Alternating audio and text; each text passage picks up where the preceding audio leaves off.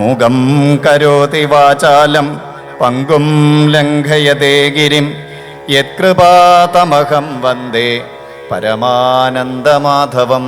ദേവരശരണം സ്വാമീ ശരണയ്യപ്പ. ശ്രീമദ് ഭാഗവതത്തിൽ അജാമിളൻ്റെ കാര്യങ്ങളൊക്കെ ശ്രദ്ധയോടുകൂടി കേട്ടിട്ടുള്ള പരീക്ഷിത്ത് പിന്നീട് ശ്രീശുക ബ്രഹ്മർഷിയോട് ചോദിച്ചത് ഇനിയും സൃഷ്ടിയെക്കുറിച്ച് പറയൂ എന്നുള്ള കാര്യത്തിനെ കുറിച്ചിട്ടാണ്. അപ്പോൾ ഭാഗവതം എപ്പോഴും ഈ പരീക്ഷിത്തിൻ്റെ ചോദ്യത്തിനനുസരിച്ച് ശ്രീശുക ബ്രഹ്മർഷി ഇങ്ങനെ പറഞ്ഞുകൊണ്ടിരിക്കുകയാണല്ലോ. അപ്പോഴാണ് ശ്രീശുക ബ്രഹ്മർഷി പിന്നീട് പറയാൻ ആരംഭിച്ചത് പ്രാചീന ബർഹിസിൻ്റെ പുത്രന്മാരായിട്ടുള്ള 10 പേര്, ആ പ്രചേതസ്സുകൾ, അവർ രുദ്രഗീതം കൊണ്ട് ഭഗവാനെ സന്തോഷിപ്പിച്ചിട്ട് തിരിച്ചു വരികയാണെന്നാണ്. ഇപ്പോൾ തിരിച്ചു വരുന്ന സമയത്ത് അപ്പോഴേക്കും കുറച്ച് കാലമായിട്ടു എന്നാണ്. ആ ഭൂമിയാകെ വൃക്ഷങ്ങളെ കൊണ്ട് നിറഞ്ഞതായിട്ട് കണ്ടു എന്നാണ്. അപ്പോൾ വൃക്ഷങ്ങളെ കൊണ്ട് നിറഞ്ഞതായിട്ട് കണ്ടിട്ടുള്ള പ്രചേതസ്സുകൾക്ക് ആ സമയത്ത് ക്രോധമാണ് വന്നത് എന്നാണ്. ആ ക്രോധ അഗ്നിയിൽ വൃക്ഷങ്ങളൊക്കെ തന്നെ കരിഞ്ഞു പോവാൻ വേണ്ടിയിട്ട് ആരംഭിക്കുകയാണ്. അപ്പം ഇത് വൃക്ഷങ്ങളുടെ രാജാവായിട്ടുള്ള ചന്ദ്രന്, സോമന് അത്ര ഇഷ്ടമായില്ല എന്നാണ്. അദ്ദേഹം അവിടെ എത്തി. അദ്ദേഹം പറഞ്ഞു, ഈ വൃക്ഷങ്ങൾ എന്ന് പറഞ്ഞു കഴിഞ്ഞാൽ അന്നം ചരാണാമചര ഹ്യപത പാദചാരിണാം അഹസ്താഹസ്തയുക്താനാം ദ്വിപദാം ചതുഷ്പദ. വൃക്ഷങ്ങൾ എന്ന് പറഞ്ഞു കഴിഞ്ഞാൽ എല്ലാവർക്കും തന്നെ നിലനിൽപ്പിന് വേണ്ടിയിട്ട് അത്യാവശ്യമായിട്ടുള്ളവയാണ് വൃക്ഷങ്ങൾ, അല്ലേ? ഭാഗവതം ഇന്നത്തെ ആ പ്രകൃതി സംരക്ഷിക്കേണ്ടതിൻ്റെ ആവശ്യകതയെക്കുറിച്ച് അന്ന് തന്നെ ഉത്ബോധിപ്പിച്ചിട്ടുണ്ടെന്നാണ്. ഒരിക്കലും വൃക്ഷങ്ങളില്ലാതാക്കരുത്, പ്രകൃതിയെ നശിപ്പിക്കരുത്, അവ നമ്മുടെ സമ്പത്താണെന്നാണ്. അങ്ങനെയാണെങ്കിൽ പ്രത്യേകിച്ച് നിങ്ങളെപ്പോലുള്ള ആൾക്കാർ എന്താണ്, കോപം ഒരിക്കലും പാടില്ല എന്നാണ്. കാരണം ഏറ്റവും ശ്രേഷ്ഠന്മാരായിട്ടുള്ളവരാണ്, ഭഗവാനെ തന്നെ ആരാധിച്ച് പ്രത്യക്ഷപ്പെടുത്തിയിട്ടുള്ളവരാണ്. അങ്ങനെയുള്ളവരിൽ നിന്നും ഒരിക്കലും കോപം ഉണ്ടാവാൻ പാടില്ല. കോപം എന്ന് പറഞ്ഞാൽ എല്ലാവർക്കും തന്നെ സർവവും നശിപ്പിക്കത്തക്ക രീതിയിലുള്ള ഒന്നാണ് ക്രോധം. അതൊരിക്കലും തന്നെ ഉണ്ടാവാൻ പാടില്ല. പ്രത്യേകിച്ചും സദാം മാർഗം സജ്ജനങ്ങളായിട്ടുള്ള ആൾക്കാർക്ക് കോപം ഒട്ടും നല്ലതല്ല. അതുകൊണ്ട് തന്നെ ഈ കോപത്തിനെ ഉപേക്ഷിക്കൂ എന്നൊക്കെ പറഞ്ഞ് ആ പ്രകൃതിയുടെ പ്രാധാന്യത്തിനെക്കുറിച്ചും വൃക്ഷങ്ങളുടെ പ്രാധാന്യത്തിനെക്കുറിച്ചും ഒക്കെ പറഞ്ഞു. പിന്നീട് പറഞ്ഞു, നിങ്ങളിനി ഒരു കാര്യം ചെയ്യൂ, കുടുംബ ജീവിതം നയിക്കൂ. ഇവരുടെ തന്നെ വൃക്ഷങ്ങളുടെ തന്നെ വളർത്ത് പുത്രിയായിട്ടുള്ള മാരിഷയെ വിവാഹം കഴിക്കൂ എന്നാണ്. അങ്ങനെ അവർ മാരിഷയെ വിവാഹം കഴിച്ചു. ആ മാരിഷയിലാണ് പിന്നീട് മുമ്പത്തെ ദക്ഷൻ അവതരിക്കുകയാണ്. ഇപ്പം ഇവിടെ ഇനി മുതൽ ആ ദക്ഷനെ പ്രാചേതസ ദക്ഷൻ എന്നാണ് പറയുക. അപ്പോൾ പ്രാചേതസ ദക്ഷനിലൂടെയാണ് പിന്നീട് സൃഷ്ടി ഉണ്ടായി എന്നാണ്. ആ സൃഷ്ടിയെക്കുറിച്ചാണ് ഇനി പറയാൻ പോകുന്നത്. അപ്പോൾ ദക്ഷൻ ആദ്യം തന്നെ കുറച്ച് സൃഷ്ടിയൊക്കെ നടത്തി. പക്ഷേ അപ്പോൾ അദ്ദേഹത്തിന് മനസ്സിനത്ര സംതൃപ്തി ഉണ്ടായില്ല എന്നാണ്. അപ്പോൾ അദ്ദേഹത്തിന് തോന്നുകയാണ്, ഏത് കാര്യവും സംതൃപ്തമാകണമെങ്കിൽ ഒരു ഫലവത്താകണമെങ്കിൽ എന്ത് വേണം? ഈശ്വരാനുഗ്രഹം വേണം. അപ്പം ഈശ്വരാനുഗ്രഹത്തിന് എന്താണ്? ഭഗവാനെ തപസ് ചെയ്യണം. അതിനായിട്ട് നീങ്ങുകയാണ് ഈ ദക്ഷൻ തപസ് ചെയ്യാൻ വേണ്ടിയിട്ട് അഘമർഷണം എന്നുള്ള തീർത്ഥത്തിലേക്കാണ് എത്തിച്ചേരുന്നത്. അവിടെ വെച്ചിട്ട് അദ്ദേഹം തത്രാഘമർഷണം നാമ തീർത്ഥം പാപഹരം പരം തപസാതോഷയത് ഹരിം. ഹരിയെ തപസ്സുകൊണ്ട് ആരാധിക്കാൻ വേണ്ടിയിട്ട് പോവുകയാണ്.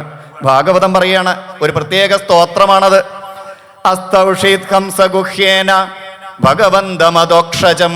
ഭാഗവതം എപ്പോഴും ഭഗവാനെ കുറിച്ച് പറയുമ്പോൾ അധോക്ഷജൻ എന്നുള്ള വാക്ക് ഇങ്ങനെ ഉപയോഗിക്കും. ആരാധയാധോക്ഷജ പാദപങ്കജം. അതുപോലെ തന്നെ ആദ്യവും പറഞ്ഞിട്ടുണ്ട്. എന്താ അധോക്ഷജൻ എന്ന് പറഞ്ഞു കഴിഞ്ഞാൽ? അക്ഷജങ്ങൾ എന്ന് പറഞ്ഞ ഇന്ദ്രിയങ്ങളാണ്. ഇന്ദ്രിയങ്ങളെ കൊണ്ട് മനസ്സിലാക്കാൻ സാധിക്കാത്ത ആ ഭഗവാനെ നമ്മൾ ഏതൊരു വസ്തുവിനെയും എങ്ങനെയാണ് മനസ്സിലാക്കുന്നത്? ഇന്ദ്രിയങ്ങളെ കൊണ്ടാണ്. ഒരിക്കലും ഭഗവാനെ ഇന്ദ്രിയങ്ങളെ കൊണ്ടോ വാക്കുകൊണ്ടോ മനസ്സുകൊണ്ടോ ഒന്നും കൊണ്ട് തന്നെ അറിയാനോ മനസ്സിലാക്കാനോ സാധിക്കുകയില്ല. അതിൻ്റെ അർത്ഥം എന്താണ്? അതിനൊക്കെ അപ്പുറത്താണെന്നാണ് ഭഗവാൻ. ആ ഭഗവാനെ ആരാധിക്കാൻ വേണ്ടിയിട്ടുള്ള ആ സ്തോത്രത്തിന്റെ പേര് തന്നെ എന്താണ്? ഹംസഗുഹ്യ സ്തോത്രം എന്നാണ്. ഹംസഗുഹ്യം ഏറ്റവും പരിഭാവനമായിട്ടുള്ളത്, ശ്രേഷ്ഠമായിട്ടുള്ളത് പരമഹംസന്മാരുടെ ആ രീതിയിലുള്ള ആ സ്തോത്രത്തിനെ കൊണ്ടാണെന്നാണ്. ആ സ്തോത്രം ആരംഭിക്കുകയാണ്. ആദ്യം തന്നെ പറഞ്ഞു, അങ്ങ് ആരാണ് എന്ന് എനിക്കറിയില്ല, കൃത്യമായിട്ട് വാക്കുകളെ കൊണ്ട് പറയാൻ സാധിക്കില്ല. പക്ഷേ എനിക്ക് സാധിക്കുന്ന ഒരു കാര്യമുണ്ട്. അതെന്താണ്?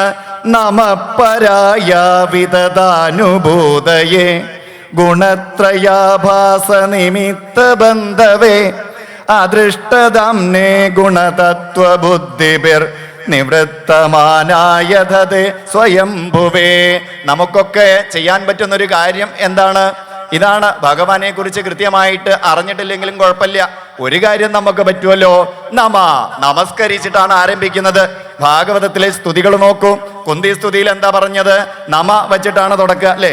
നമസ്യേ പുരുഷം ദ്വാദ്യം ഈശ്വരം പ്രകൃതേപരം. ഭാഗവതത്തിൽ ഇടയ്ക്കിടയ്ക്ക് ഇങ്ങനെ ധാരാളം സ്തുതികൾ കാണാം. ഭാഗവതത്തിന് കൃത്യമായിട്ടുള്ള ഉദ്ദേശമുണ്ട്. സാധാരണക്കാരനായിട്ടുള്ള നമ്മളെ ഭഗവാന്റെ അടുത്തേക്ക് എത്തിക്കണം. അതിന് ഏറ്റവും നല്ല വഴി എന്താ? സ്തുതികളിലൂടെ ആ ഭഗവാൻ എന്താണ്, ഏതാണ്, എങ്ങനെയൊക്കെ ആ ഭഗവാനിൽ എത്താം എന്ന് വ്യക്തമായിട്ട് പറഞ്ഞു തരാൻ പോവുകയാണ്. ഇവിടെ ആദ്യം തന്നെ ഭഗവാൻ ആരാണ്? അദ്ദേഹം സ്വയംഭൂവാണ്. അതുപോലെ തന്നെ അദൃഷ്ടദാംനെ, നേരിട്ട് നമുക്ക് കാണാൻ പറ്റിക്കൊള്ളണമെന്നില്ല. കണ്ണുകളെ കൊണ്ട് കാണാൻ പറ്റാത്ത ആ ഭഗവാൻ, സ്വയം പ്രകാശിക്കുന്ന ആ ഭഗവാൻ, അങ്ങനെയൊക്കെ ആണെങ്കിലും നമുക്ക് എന്ത് ചെയ്യാം? നമസ്കരിക്കാം. ഞാനിതാ അങ്ങയെ നമസ്കരിക്കുന്നു. നമസ്കരിച്ചിട്ടാണ് ആരംഭിക്കുന്നത്. നമസ്കരിച്ചിട്ട് ആരംഭിച്ചു. പിന്നീട് പറഞ്ഞു, അങ്ങയെക്കുറിച്ച് ഈ ശരീരബോധം ഉള്ളിടത്തോളം കാലം ഈ ശരീരബോധം അങ്ങയെ ആശ്രയിക്കാനുള്ള ഒരു തടസ്സമാണെന്നാണ്. എപ്പോഴാണോ ശരീരബോധം കുറയുന്നത് അപ്പോഴാണ് ഈശ്വര വിചാരം കൂടിക്കൊണ്ടിരിക്കുന്നത് എന്നാണ്. രണ്ടും കൂടിയും ഒരേപോലെ കൊണ്ടുപോകാൻ സാധാരണക്കാരായിട്ടുള്ള നമുക്കൊക്കെ നല്ല വിഷമാണ് എന്നാണ്. അപ്പൊ എന്ത് വേണം? ശരീരബോധം കുറേശ്ശെയായിട്ട് കുറച്ചു കൊണ്ടുവരണം. എപ്പോൾ ശരീരബോധം കുറയുന്നുവോ ശരീരബോധം കുറയുന്നതിനനുസരിച്ചിട്ട് ഈശ്വരബോധം, ദൈവവിചാരം അത് കൂടിക്കൂടി വരും എന്നാണ്. അങ്ങയെക്കുറിച്ച് പറയാൻ സാധിക്കില്ല. അങ്ങാണെങ്കിലോ എല്ലായിടത്തും നിറഞ്ഞു നിൽക്കുന്നവനാണ്, സർവവ്യാപിയാണെന്നാണ്. സർവം പുമാൻ വേദഗുണംശ്ചതജ്ഞോ നവേദ സർവജ്ഞമനന്തമീഢേ. പിന്നെയും പറയാണ്, ഞാനിതാ അങ്ങയെ സ്തുതിക്കുന്നു, നമസ്കരിക്കുന്നു. അങ്ങനെയൊക്കെ ആണെങ്കിലും എനിക്ക് ചെയ്യാൻ പറ്റിയ ഒരു കാര്യം എന്താണ്? അങ്ങയെ നമസ്കരിക്കലാണ് എന്നാണ്. ഇനിയിപ്പോ അങ്ങാണെങ്കിൽ അങ്ങ് താമസിക്കുന്നത് എവിടെയാണ്? ഹംസായ തസ്മൈ ശുചി സത്മനേ നമഃ. അങ്ങ് ആ ഏറ്റവും ശുദ്ധമായിട്ടുള്ള ഹൃദയത്തിലാണ് ജീവിക്കുന്നത് എന്നാണ്. ഹൃദയമാണ് അങ്ങയുടെ വാസസ്ഥാനം. എല്ലാ ഹൃദയത്തിലും അങ്ങ് വസിക്കില്ല. എങ്ങനത്തെ ഹൃദയത്തിലാണ്? ശുചി സത്മനേ നമഃ, ശുദ്ധമായിട്ടുള്ള ഹൃദയങ്ങളിൽ. അപ്പൊ എന്താ ഈ ഹൃദയത്തിന്റെ ശുദ്ധം എന്ന് പറഞ്ഞാൽ? മനസ്സിന്റെയൊക്കെ ശുദ്ധം എന്ന് പറഞ്ഞാൽ ശുദ്ധം രണ്ട് രീതിയിലുണ്ടെന്നാണ്. ബാഹ്യമായിട്ടൊന്നുണ്ട്, ആന്തരികമായിട്ടുണ്ട്. ആന്തരികമായിട്ടുള്ള ഏറ്റവും നല്ല ശുദ്ധം എന്ന് പറയുന്നത്, അതിനെ അശുദ്ധമാക്കുന്നത് കാമ ക്രോധാദി 6 കാര്യങ്ങളാണെന്ന് പറയുക. അത് ഹരിനാമകീർത്തനത്തിലൊക്കെ പറയും, ഷഡ്വൈരികൾക്കു വിളയാട്ടത്തിനാക്കരുത്. ഈ 6 ശത്രുക്കള് അവരുടെ ആസ്ഥാന മന്ദിരമായിട്ട് മാറുമ്പോഴാണ് നമ്മുടെ ഹൃദയം എന്തായിട്ട് മാറുന്നത്? അശുദ്ധമായിട്ട് മാറുന്നത്. അങ്ങനെ അശുദ്ധമായ ഹൃദയങ്ങളിൽ ആരുണ്ടാവില്ല? ഭഗവാന് ഭഗവത് ചൈതന്യമോ ഭഗവത് സാന്നിധ്യമോ ഉണ്ടാവില്ല എന്നാണ്. അപ്പോൾ എത്തരം ഹൃദയത്തിലാണ് ഭഗവാൻ വസിക്കുന്നത്? ശുചി സത്മനേ നമ, ഏറ്റവും പരിശുദ്ധമായിട്ടുള്ള ഇത്തരം ദുഷ്ട വികാര വിചാരങ്ങളൊന്നും ഇല്ലാത്ത ഹൃദയങ്ങളിലാണ് അവിടെ ഇരിക്കുന്ന ഭഗവാനെ അങ്ങയെ ഞാനിതാ നമസ്കരിക്കുന്നു എന്നാണ്. പിന്നീട് പറഞ്ഞു, മനസ്സ് അടങ്ങിയ ആളുകളാണ് തത്വവിചാരത്താലാണ് അങ്ങയെ അറിയുന്നത് എന്നാണ്. വഗ്നിം യഥാ ദാരുണി പാഞ്ചദശ്യം മനീഷയാ നിഷ്കർഷന്തി ഗൂഢം. എങ്ങനെയാണത്? തത്വവിചാരം ചെയ്യണം. തത്വവിചാരം ചെയ്യണമെങ്കിൽ എന്ത് വേണം? മനസ്സ് ഒതുങ്ങണം എന്നാണ്. ഈ ഭാഗവതത്തിൽ എല്ലായിടത്തും നോക്കിയാലും കാണാൻ നമുക്ക് സാധിക്കും. ആ മനസ്സ് ഒതുക്കിയിട്ട് ആ മനസ്സിനെ ഭഗവാന്റെ പാദങ്ങളിലേക്ക് തിരിച്ചു വിടുകയാണ്. അപ്പൊ മനസ്സ് ഒതുക്കാനുള്ള കാര്യങ്ങളാണ് ഇവിടെയൊക്കെ പറഞ്ഞിട്ടുള്ളതെന്നാണ്. അപ്പൊ മനസ്സ് എങ്ങനെ ഒതുങ്ങുക? ഭഗവാനിലേക്ക്, ഭഗവാന്റെ അവതാര കഥകളിലൂടെ ഭഗവാന്റെ പാദപത്മങ്ങളിലേക്ക് മനസ്സിനെ തിരിച്ചുവിടുക. അപ്പൊ എന്താവും? അപ്പോ മനസ്സ് ഒതുങ്ങും. അപ്പൊ മനസ്സ് ഒതുങ്ങിക്കഴിഞ്ഞാൽ അങ്ങയുടെ സാന്നിധ്യം അവിടെ ഉണ്ടാവും എന്നാണ്. പിന്നെയും പറഞ്ഞു, ആ സ്തുതി അങ്ങനെ മുന്നോട്ട് പോവുകയാണ്. അങ്ങക്ക് പേരോ നാമോ ഒന്നും ഇല്ല എന്ന് പറയണം, അല്ലെങ്കിൽ നാളോ അത്തരം കാര്യങ്ങളൊന്നുമില്ല. ഇനിയിപ്പോ അങ്ങ് അങ്ങനെയാണെങ്കിൽ അങ്ങ് ആരാണ്? അങ്ങ് വിശ്വരൂപനാണ് എന്നാണ്. സകല നാമങ്ങളോടും കൂടിയവനാണ് അങ്ങ്. ഇനിയിപ്പോൾ അങ്ങയ്ക്കൊരു രൂപമുണ്ടെങ്കിൽ അത് എങ്ങനത്തെ രൂപമാണ്? വിശ്വരൂപമാണ്. വിശ്വം തന്നെ നിറഞ്ഞു നിൽക്കുന്ന ഒരു രൂപമാണ്. അങ്ങനെയുള്ള ആ ഭഗവാൻ എന്നിൽ പ്രസാദിക്കണേ. കാരണം നമ്മുടെ ചെറിയൊരു ആഗ്രഹത്തോട് കൂടിയിട്ടാണ്. അപ്പൊ ഭഗവാനെ അങ്ങനെയാണ് പറയുക. ആഗ്രഹമൊന്നും ഇല്ലെങ്കിലും ആഗ്രഹമൊക്കെ ഉണ്ടെങ്കിലും ആര് എന്ത് ചെയ്യും? ഭഗവാൻ അനുഗ്രഹിക്കണം എന്നാണ്. അപ്പൊ എന്നെ ആ ഭഗവാൻ, ആ അപ്രമേയമായിട്ടുള്ള ശക്തിയുള്ള ആ ഭഗവാൻ, എന്താ അപ്രമേയം? ഇത്ര എന്ന് പറയാൻ സാധിക്കാത്ത, അളവില്ലാത്ത ആ ശക്തിയായിട്ടുള്ള ഭഗവാൻ എന്നിൽ പ്രസാദിക്കണേ എന്നാണ്. പിന്നീട് പറഞ്ഞു, അങ്ങുണ്ടല്ലോ, അങ്ങയെക്കുറിച്ച് പറയുമ്പോ യദ്യന്നിരുക്തം വചസാ നിരൂപിതം ദിയാക്ഷിബിർവാ മനസാവോദയസ്യ. വാക്കുകൊണ്ടോ ഇല്ലെങ്കിൽ മനസ്സുകൊണ്ടോ ബുദ്ധി കൊണ്ടോ ഇന്ദ്രിയങ്ങളെ കൊണ്ടോ അങ്ങയെക്കുറിച്ച് അറിയാൻ സാധിക്കില്ല. അപ്രകാരത്തിലുള്ള അങ്ങയ്ക്ക് നമസ്കാരം. ഇനി കുറച്ച് യാതൊന്ന് യാതൊന്ന് യാതൊന്ന് എന്ന് വെച്ചിട്ടാണ് അടുത്ത സ്തുതി എന്നാണ്. അത് ബ്രഹ്മത്തിനെ സൂചിപ്പിക്കുന്നതാണ്. ഈ വാക്കുകൾ ഉപയോഗിച്ചിട്ടുള്ള സ്തുതി ഭാഗവതത്തില് പലയിടത്തും കാണാം. പ്രഹ്ലാദൻ പറയുന്നുണ്ട്, സ്തുതിക്കുന്നുണ്ട്. അതുപോലെ പല ഭാഗത്തും കാണാം. യസ്മിൻ യതോ ഏനച യസ്യ യസ്മൈന്ന്, യാതൊന്നിനാൽ യാതൊന്നിനാൽ യാതൊന്നിനാൽ. എന്താ? ബ്രഹ്മത്തെ കുറിക്കാൻ ഉപയോഗിക്കുന്ന ഒരു വാക്കാണ് യാതൊന്നിനാൽ യാതൊന്ന് യാതൊന്ന് എന്നുള്ളത്. അപ്രകാരത്തിലുള്ള ഭഗവാനെ അങ്ങേക്ക് നമസ്കാരം. പിന്നെ അങ്ങ് ആരാണ്? അനന്ത ഗുണായ തസ്മൈ എന്നാണ്. അനന്തമായിട്ടുള്ള ഗുണങ്ങളോട് കൂടിയിട്ടുള്ള ഭഗവാനെ അങ്ങേക്ക് നമസ്കാരം. വീണ്ടും വീണ്ടും നമസ്കരിച്ചു കൊണ്ടിരിക്കുകയാണ്. പിന്നെ പറഞ്ഞു, ഇവിടെ അങ്ങയെ ആശ്രയിക്കാൻ വേണ്ടിയിട്ട് ഒരുപാട് രീതിയിലുള്ള വഴികളുണ്ട് എന്നാണ്. ആ ഭഗവാനെ ആശ്രയിക്കാൻ നമ്മളെ സംബന്ധിച്ചിട്ട് നമ്മുടെ ഋഷീശ്വരന്മാര് ഒരുപാട് വഴിയാണ് പറഞ്ഞിട്ടുള്ളത്. അതിനെ പ്രധാനമായിട്ട് 3ആയിട്ട് തിരിച്ചിട്ടുണ്ട്. അത് ജ്ഞാനം, ഭക്തി, കർമ്മം എന്നിവയാണ്. ജ്ഞാനയോഗം, ഭക്തിയോഗം, കർമ്മയോഗം എന്നാണ്. അതിൻ്റെ തന്നെ ഉപവിഭാഗങ്ങളാണ് ബാക്കിയുള്ളതൊക്കെ എന്നാണ്. എന്താ? ഇതിൽ ഏത് വഴിയായാലും കുഴപ്പമില്ല എന്നാണ്. ഏത് വഴിയായാലും എന്ത് ചെയ്താൽ മതി? അങ്ങയുടെ പാദപത്മങ്ങളിൽ മനസ്സിനെ എത്തിച്ചാൽ മതി, അങ്ങയെ ആശ്രയിച്ചാൽ മതി എന്നാണ്. ജ്ഞാനയോഗികൾ എങ്ങനെയാണ്? ജ്ഞാനയോഗം, യോഗം എന്ന് പറഞ്ഞാൽ മീറ്റിംഗ് ആണ്, കൂടിച്ചേരല്. ആരുമായിട്ട് കൂടിച്ചേരല്? ഭഗവാനുമായിട്ട്, ഭഗവാന്റെ പാദപത്മങ്ങളുമായിട്ട്. അപ്പൊ അതിനുള്ള ഒരു വഴി എന്താ? ജ്ഞാനമാർഗത്തിലൂടെ, ഉപനിഷത്തോ അല്ലെങ്കിൽ അത്തരം കാര്യങ്ങളൊക്കെ പഠിച്ചിട്ട് അറിവിലൂടെ. അതാണ് ഭഗവാനെ പല ഭാഗത്തും പറയുമല്ലോ, ജ്ഞാനഗമ്യ ജ്ഞാനഗമ്യ എന്നാണ്. ഇനിയിപ്പോൾ അല്ല എങ്കിലോ പേടിക്കൊന്നും വേണ്ട എന്നാണ്. പിന്നെ കർമ്മയോഗമുണ്ട്. ഇനിയിപ്പോൾ അതും അല്ലെങ്കിലോ ഭക്തിയോഗമുണ്ട്. അതാ നമ്മളെപ്പോലുള്ള സാധാരണക്കാർക്ക് കലികാലത്തിൽ ഏറ്റവും എളുപ്പത്തിൽ ആ ഭഗവാനുമായിട്ട് കൂടിച്ചേരാനുള്ള വഴിയാണ് എന്ത്? ഭക്തിയോഗം എന്നാണ്. അപ്പൊ ഈ ഏത് യോഗത്തില് ഏതൊക്കെ രീതിയിൽ എങ്ങനെയൊക്കെ പറഞ്ഞാലും ശരി, അങ്ങ് ആരാണ്? അങ്ങ് ഏകനാണ്. അങ്ങയിലാണ് എത്തിച്ചേരുന്നത്. ഏതെങ്കിലും ഒരു വഴിയിലൂടെ അങ്ങയിൽ എത്തിച്ചേരണേ എന്നാണ്. അപ്പൊ അത്രയും നേരം പറഞ്ഞ എന്താ? അങ്ങക്ക് രൂപമില്ല, പേരില്ല, നാളില്ല എന്നൊക്കെ പറഞ്ഞല്ലോ. എന്നാ ഇനി അങ്ങ് ഇതൊക്കെ സ്വീകരിച്ചു വന്നിട്ടുണ്ട് എന്നാണ്. എന്തിനു വേണ്ടിയിട്ടാണ്? ആ പരമമായിട്ടുള്ള ചൈതന്യം, അല്ലെങ്കിൽ പരമപുരുഷൻ. പുരുഷൻ എന്നാണ് ആദ്യം പറഞ്ഞ്. അപ്പൊ പുരുഷൻ എന്ന് പറഞ്ഞാൽ എന്താണ്? സാധാരണ രീതിയിലുള്ള ആണ് പെണ്ണ് എന്നുള്ള ആ ഒരു അർത്ഥത്തിലല്ല, പുരുഷൻ സ്ത്രീ എന്നുള്ള അർത്ഥത്തിലല്ല. ഇവിടെ പുരുഷൻ എന്ന് പറഞ്ഞാൽ എല്ലാ ജീവശരീരങ്ങൾക്കും അതിൻ്റെയൊക്കെ ഉള്ളിൽ കയറിയിരുന്നു കൊണ്ട് അവയൊക്കെ പ്രവർത്തിക്കുന്നതിനാവശ്യമായ ചൈതന്യത്തിനെ കൊടുക്കുന്നത് ഏതൊരു ശക്തിയാണോ ആ ശക്തിയെയാണ് പുരുഷൻ എന്ന് പറയുന്നത്.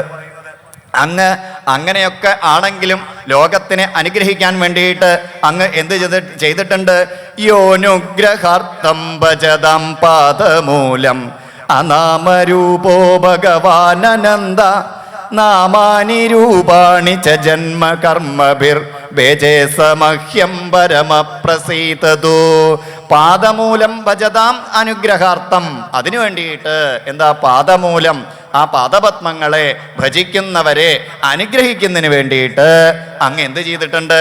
അനാമരൂപനായിട്ടുള്ള അങ്ങ്, രൂപമില്ലാത്ത അങ്ങ്, പേരില്ലാത്ത അങ്ങ് ഒരുപാട് പേരും അതുപോലെ തന്നെ രൂപങ്ങളൊക്കെ സ്വീകരിച്ചിട്ട് വന്നിട്ടുണ്ട് എന്നാണ് ഭഗവാന്റെ അവതാരങ്ങളെ കുറിച്ച് പറയുകയാണ്. എന്തിനാണ് ഈ അവതാരങ്ങളൊക്കെ? പല രീതിയിൽ പല പ്രാവശ്യം പറയും. എന്തിനു വേണ്ടിയിട്ടാണ് ഭഗവാന്റെ അവതാരങ്ങള്? പരിത്രാണായ സാധൂനാം, അല്ലെ, വിനാശായ ച ദുഷ്കൃതാം. എന്താ? ധർമ്മ സംസ്ഥാപനാർത്ഥായ. ധർമ്മം ഇവിടെ നേരത്തെ തന്നെ ഉണ്ട്. അതിനെ എന്ത് ചെയ്യുക? ഒന്നും കൂടിയും സംസ്ഥാപിക്കാൻ വേണ്ടിയിട്ട്, സജ്ജനങ്ങളെ അനുഗ്രഹിക്കാൻ വേണ്ടിയിട്ട്. അതിന് ഇങ്ങനെ എന്തെങ്കിലുമൊക്കെ എടുത്തു വരണ്ടേ? ഭാഗവതത്തില് ആദ്യം തന്നെ കുന്തിസ്തുതിയില് പറഞ്ഞിട്ടുണ്ട്. എന്താണ്? ശ്രവണ സ്മരണാർഹാണി. നമ്മളെ പോലെ ഉള്ള ആളുകൾക്ക് ഓർമ്മിക്കാനും പാടാനും പുകഴ്ത്താനും ഒക്കെ എന്ത് വേണം? ഇത്തരം നാമങ്ങളും അവതാരങ്ങളൊക്കെ വേണം. അങ്ങനെ നാമങ്ങളും അവതാരങ്ങൾ എടുത്തു വന്നപ്പോൾ എന്തായി? കൃഷ്ണനെന്നും രാമനെന്നും ഇല്ലെങ്കിൽ ഒരുപാട് പേര് കിട്ടിയെന്നാണ് ഭഗവാന്. അപ്പൊ നമ്മൾ ശ്രീകൃഷ്ണ ജയന്തി എന്നും രാമനവമി എന്നൊക്കെ പറഞ്ഞിട്ട് അങ്ങനെയും ഒക്കെ ആരാധിക്കാൻ തുടങ്ങി വിശേഷ അവസരങ്ങളിലൂടെ. അപ്പൊ നമ്മളെ അനുഗ്രഹിക്കാൻ വേണ്ടിയിട്ട് അനാമരൂപിയായിട്ടുള്ള, പേരില്ലാത്ത, അല്ലെങ്കിൽ മറ്റു ഒരു അഡ്രസ്സും ഇല്ലാത്ത ഭഗവാൻ എന്ത് ചെയ്തിട്ടുണ്ട്? പല രൂപങ്ങൾ സ്വീകരിച്ചിട്ടുണ്ട്. എന്തിനു വേണ്ടിയിട്ട്? പാദമൂലം ഭജതാം അനുഗ്രഹാർത്ഥം. പാദമൂലം ഭജിക്കുന്ന ഭക്തന്മാരെ അനുഗ്രഹിക്കാൻ വേണ്ടിയിട്ട്, അല്ലെ? ഭാഗവതം എപ്പോഴും പറയും എന്താണ്? ആ ഭഗവത് നാമങ്ങളെ ആശ്രയിക്കൂ, നാമങ്ങളിലൂടെ ഭഗവാനെ ആശ്രയിക്കൂ. അതുകൊണ്ട് എന്തായി? നമുക്ക് ഭഗവത് ഭക്തി, ഭഗവത് സായുജ്യം പെട്ടെന്ന് എത്തിച്ചേരാന്നാണ്.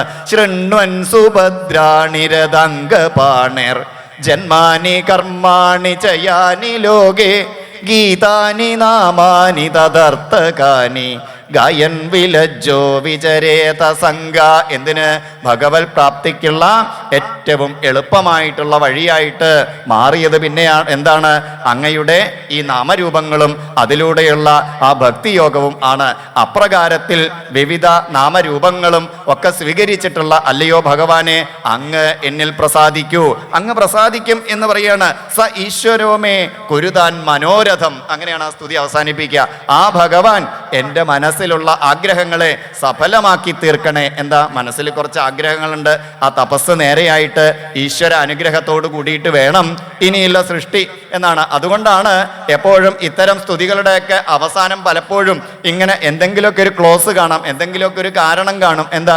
ധ്രുവനായാലും അവസാനം എന്താ പറയുക? എൻ്റെ മനോരഥങ്ങളെ അങ്ങ് സഫലമാക്കും എന്നുള്ളത് ഉറപ്പാണെന്നാണ്. സാധാരണക്കാരായിട്ടുള്ള നമ്മളുടെ ഉള്ളിലും ചില മനോരഥങ്ങളൊക്കെ ഉണ്ടാവും. അതും വേണമെങ്കിൽ എന്താക്കാം? അതും സഫലമാക്കി തരണേ എന്ന് നമുക്ക് വേണമെങ്കിൽ ഭഗവാനോട് പ്രാർത്ഥിക്കാം, ഭഗവാനോട് യാചിക്കാം എന്നാണ്. പക്ഷേ അവസാനം നമ്മൾ എവിടേക്കൊക്കെ എത്തണം? അങ്ങേ തലക്കിലേക്ക് എത്തണം. എൻ്റെ മനസ്സിൽ ഒരു ഇതുമില്ലാതെ, ഒരു ആഗ്രഹങ്ങളും ഇല്ലാതെ നിരപേക്ഷനായിട്ട് വേണം പ്രാർത്ഥന എന്നാണ്. എന്നാൽ രണ്ട് തരത്തിലുള്ള ആ പ്രാർത്ഥനകളും രണ്ട് തരത്തിലുള്ള ആ സ്തുതിയുടെ അവസാനവും നമുക്ക് പല സ്തുതികളിലും കാണാം എന്നാണ്. ഇത്തരം സ്തുതിയൊക്കെ ദക്ഷൻ നന്നായിട്ട് സ്തുതിച്ചു. അതോടുകൂടിയിട്ട് ഭഗവാൻ പ്രത്യക്ഷപ്പെട്ടു എന്നാണ്. ആവിരാസീത് കുരുശ്രേഷ്ഠ ഭഗവാൻ ഭക്തവത്സല. ആരാണ് ഭഗവാൻ? ഭക്തവത്സലനാണ്. ഭക്തവത്സലനായിട്ടുള്ള ആ ഭഗവാന് ഒരു ഭക്തന്റെ ആ ഭക്തി, സർവം സമർപ്പിച്ചുകൊണ്ടുള്ള ആ ഭക്തി കാണാതിരിക്കാൻ സാധിക്കില്ല. ഭഗവാൻ പ്രത്യക്ഷപ്പെട്ടു അക്ഷിഗോചരനായിട്ട്. തന്നെ മുന്നിൽ അതിമനോഹരനായിട്ടുള്ള ആ ഭഗവത് രൂപത്തിനെ ദക്ഷൻ കാണുകയാണ്. പീതവാസാഘനശ്യാമ പ്രസന്നവദനക്ഷണ വനമാല്യാനിവീതങ്കോ ലസശ്രീവത്സ കൗസ്തുഭ. ഭഗവാൻ പറഞ്ഞു, അല്ലയോ ദക്ഷ, എനിക്ക് സന്തോഷമായി എന്ന് പറയാണ്. ഇനി നീ ഒരു കാര്യം ചെയ്യൂ, സൃഷ്ടി നടത്തൂ.